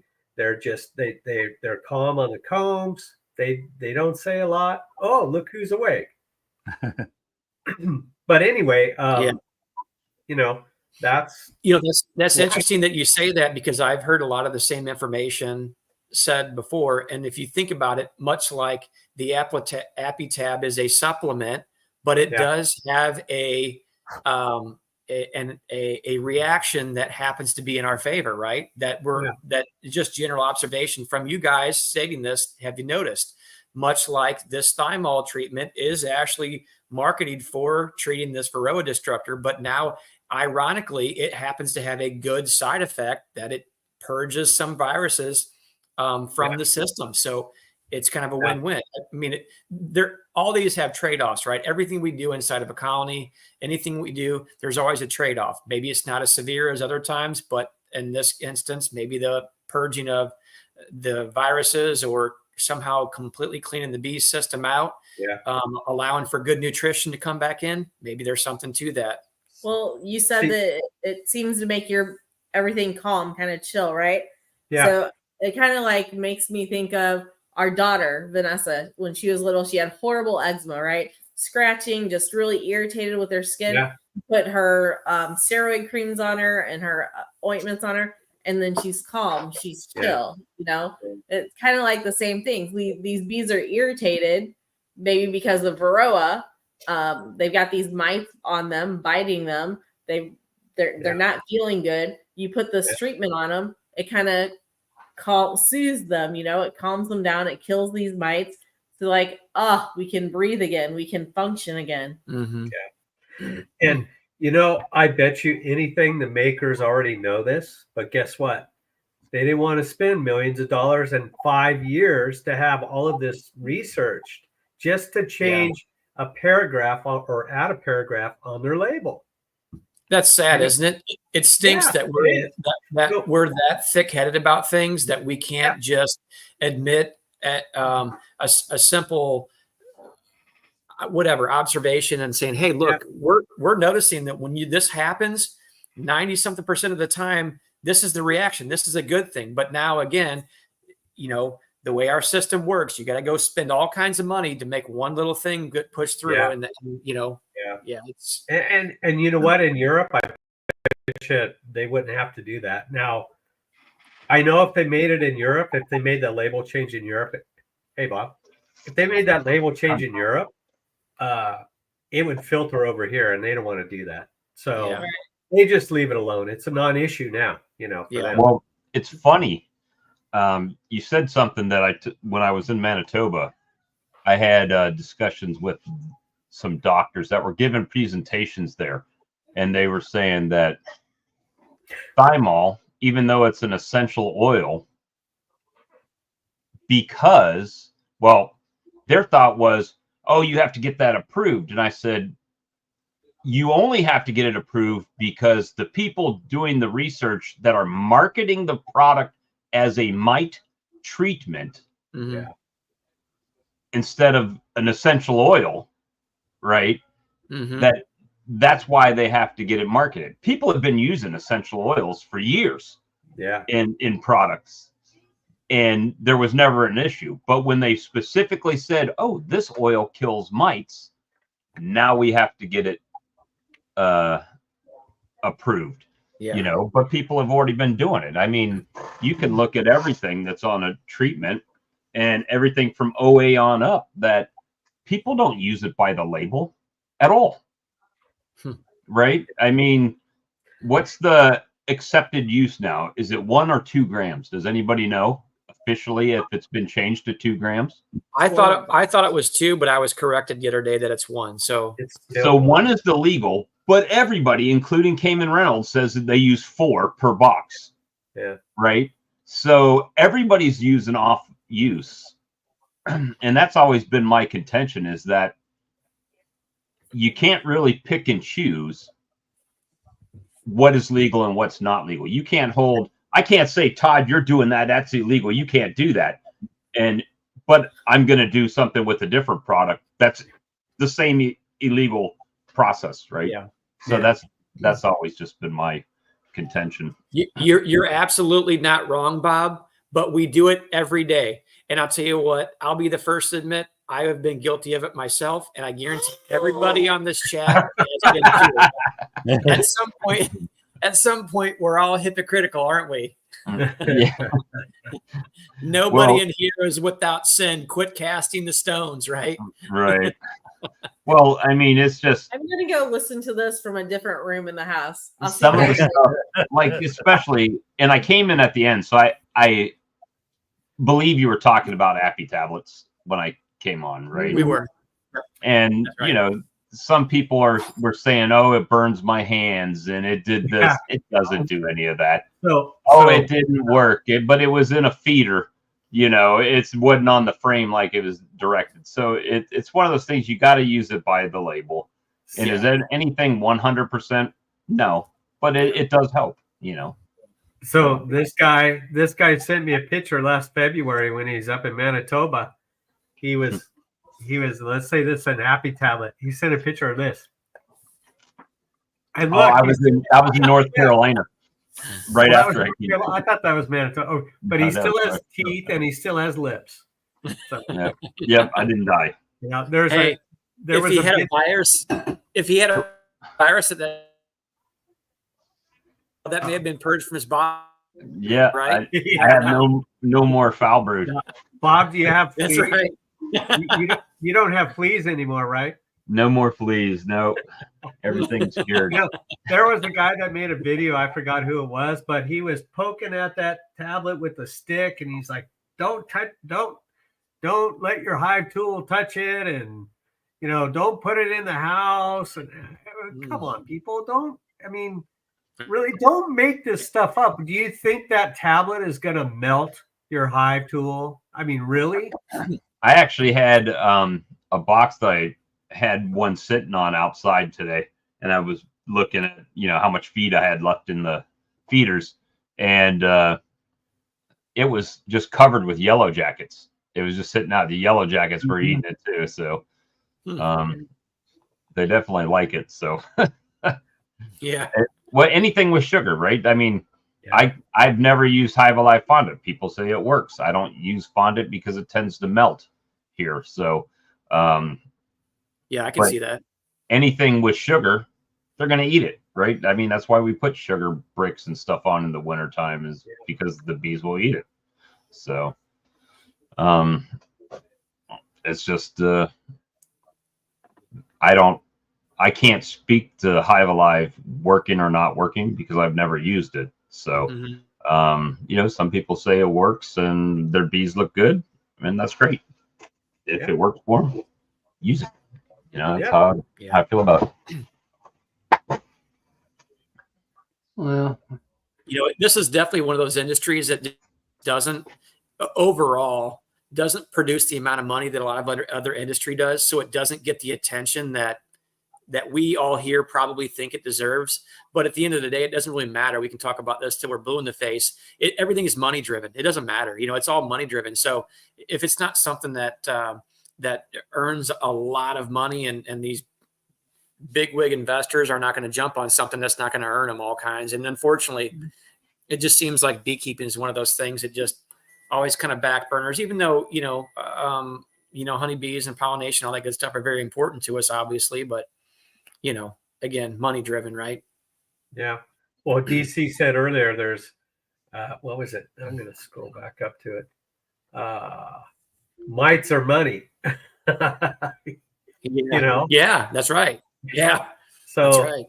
so these companies, like Vita Pharma, whatever they're called, I can't remember the names. Apivar, Apigard, those companies, I guarantee you have a voice in Washington somewhere, I'm sure. or a paid mouthpiece or whatever you want to call it.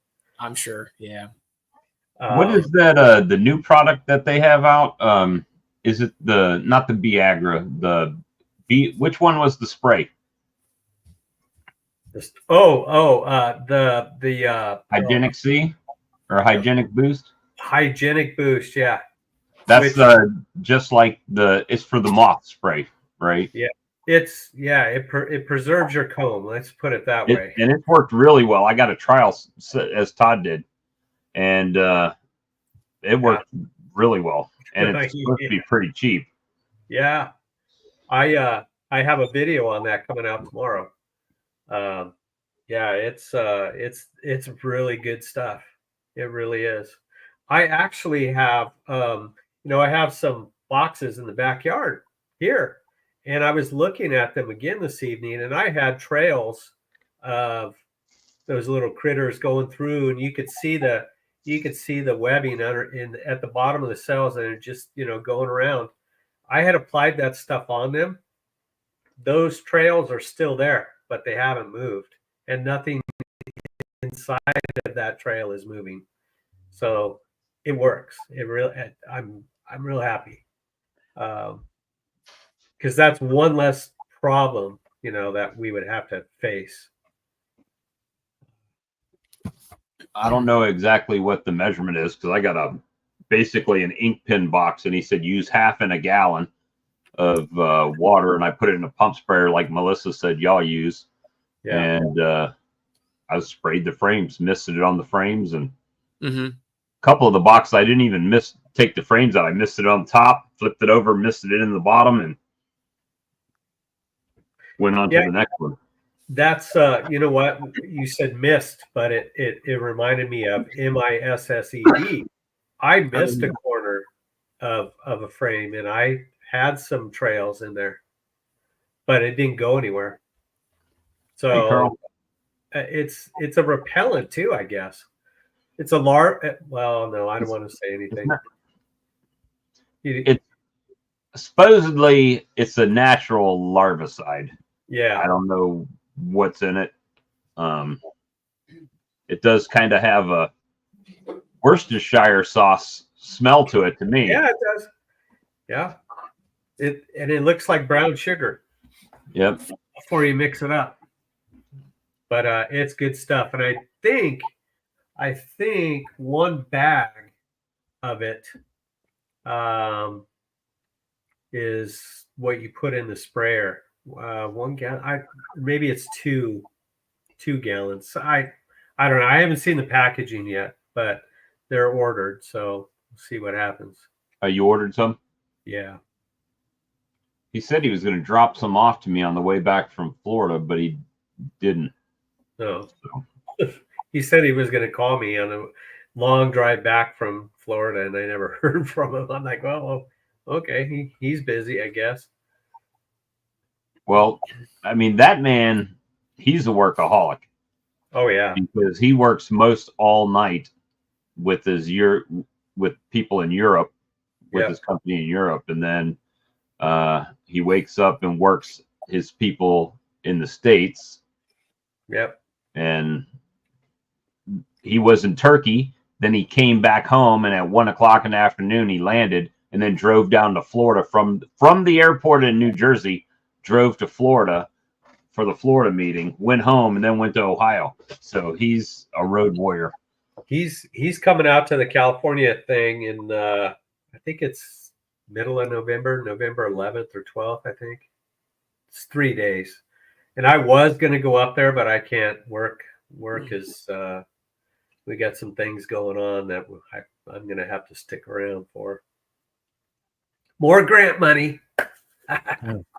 So, and some big grants too. So I wanted to go write the grant applications, do you, Todd? What's that? Do you write the grant applications, do you? No. I just I'm not in that. I'm not that smart. I mean, that's a lot of work right there. But I oversee the programs that those grants produce, and I have a small staff on a couple different programs, and that's all I do. It might this program or this grant won't go to me, but I'm involved in it with the management team. So, it's just a bunch of meetings. That's all, and I got to stick around for.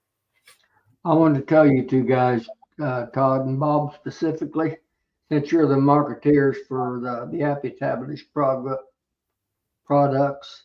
I'm the one that brought that into the the conversation this evening about the APA tablets. So I'm expecting a little stipple from each one. As an- I I got an where email. he Maybe I got an was order in the process. Nope. Checks in the mail, JW. Checks in the mail. Okay. I think I have 6 cases left. I'll make it rain in your mailbox. Hey JW, I just gave you some accolades there in the chat, so that's your payment. There you got an go. attaboy.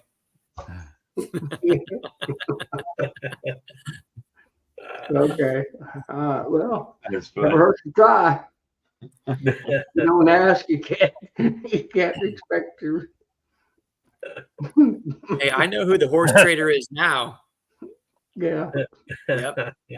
Emailed it to him. There you go. Yeah, I'll email that check to you right now. Yeah. I can text it to you. I'll take a picture of it and text it to you. See if the bank will accept that one. Hey, If do not, me a let me favor. know. Hey Todd, just do me a favor. Text me a picture of your credit card and the backside, and I'll get it over to him. All right? Oh, okay. That'd probably be easier. Yeah, it'd be easier. Let's just do that. He doesn't know how to do all that tech stuff. I'll get it to him. I'll get him his cut. Carl, man. will you get on here? I need some backup help out here. They're all picking on me. I can't figure this out. Not that I'm man. not stirring the pot a little bit. That's okay. Yeah. We only do it because we like you, fella. All right. Well, we kid because we care. That's right. That's a Southern tradition, isn't it? whatever. I don't know.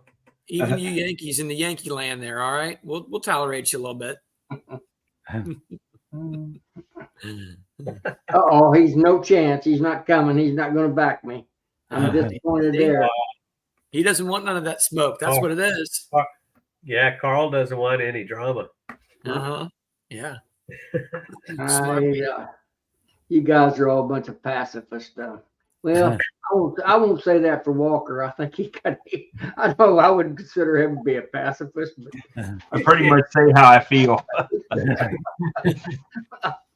It gets me in trouble more times than not. But yeah, well, you'll mellow as you get older. think so?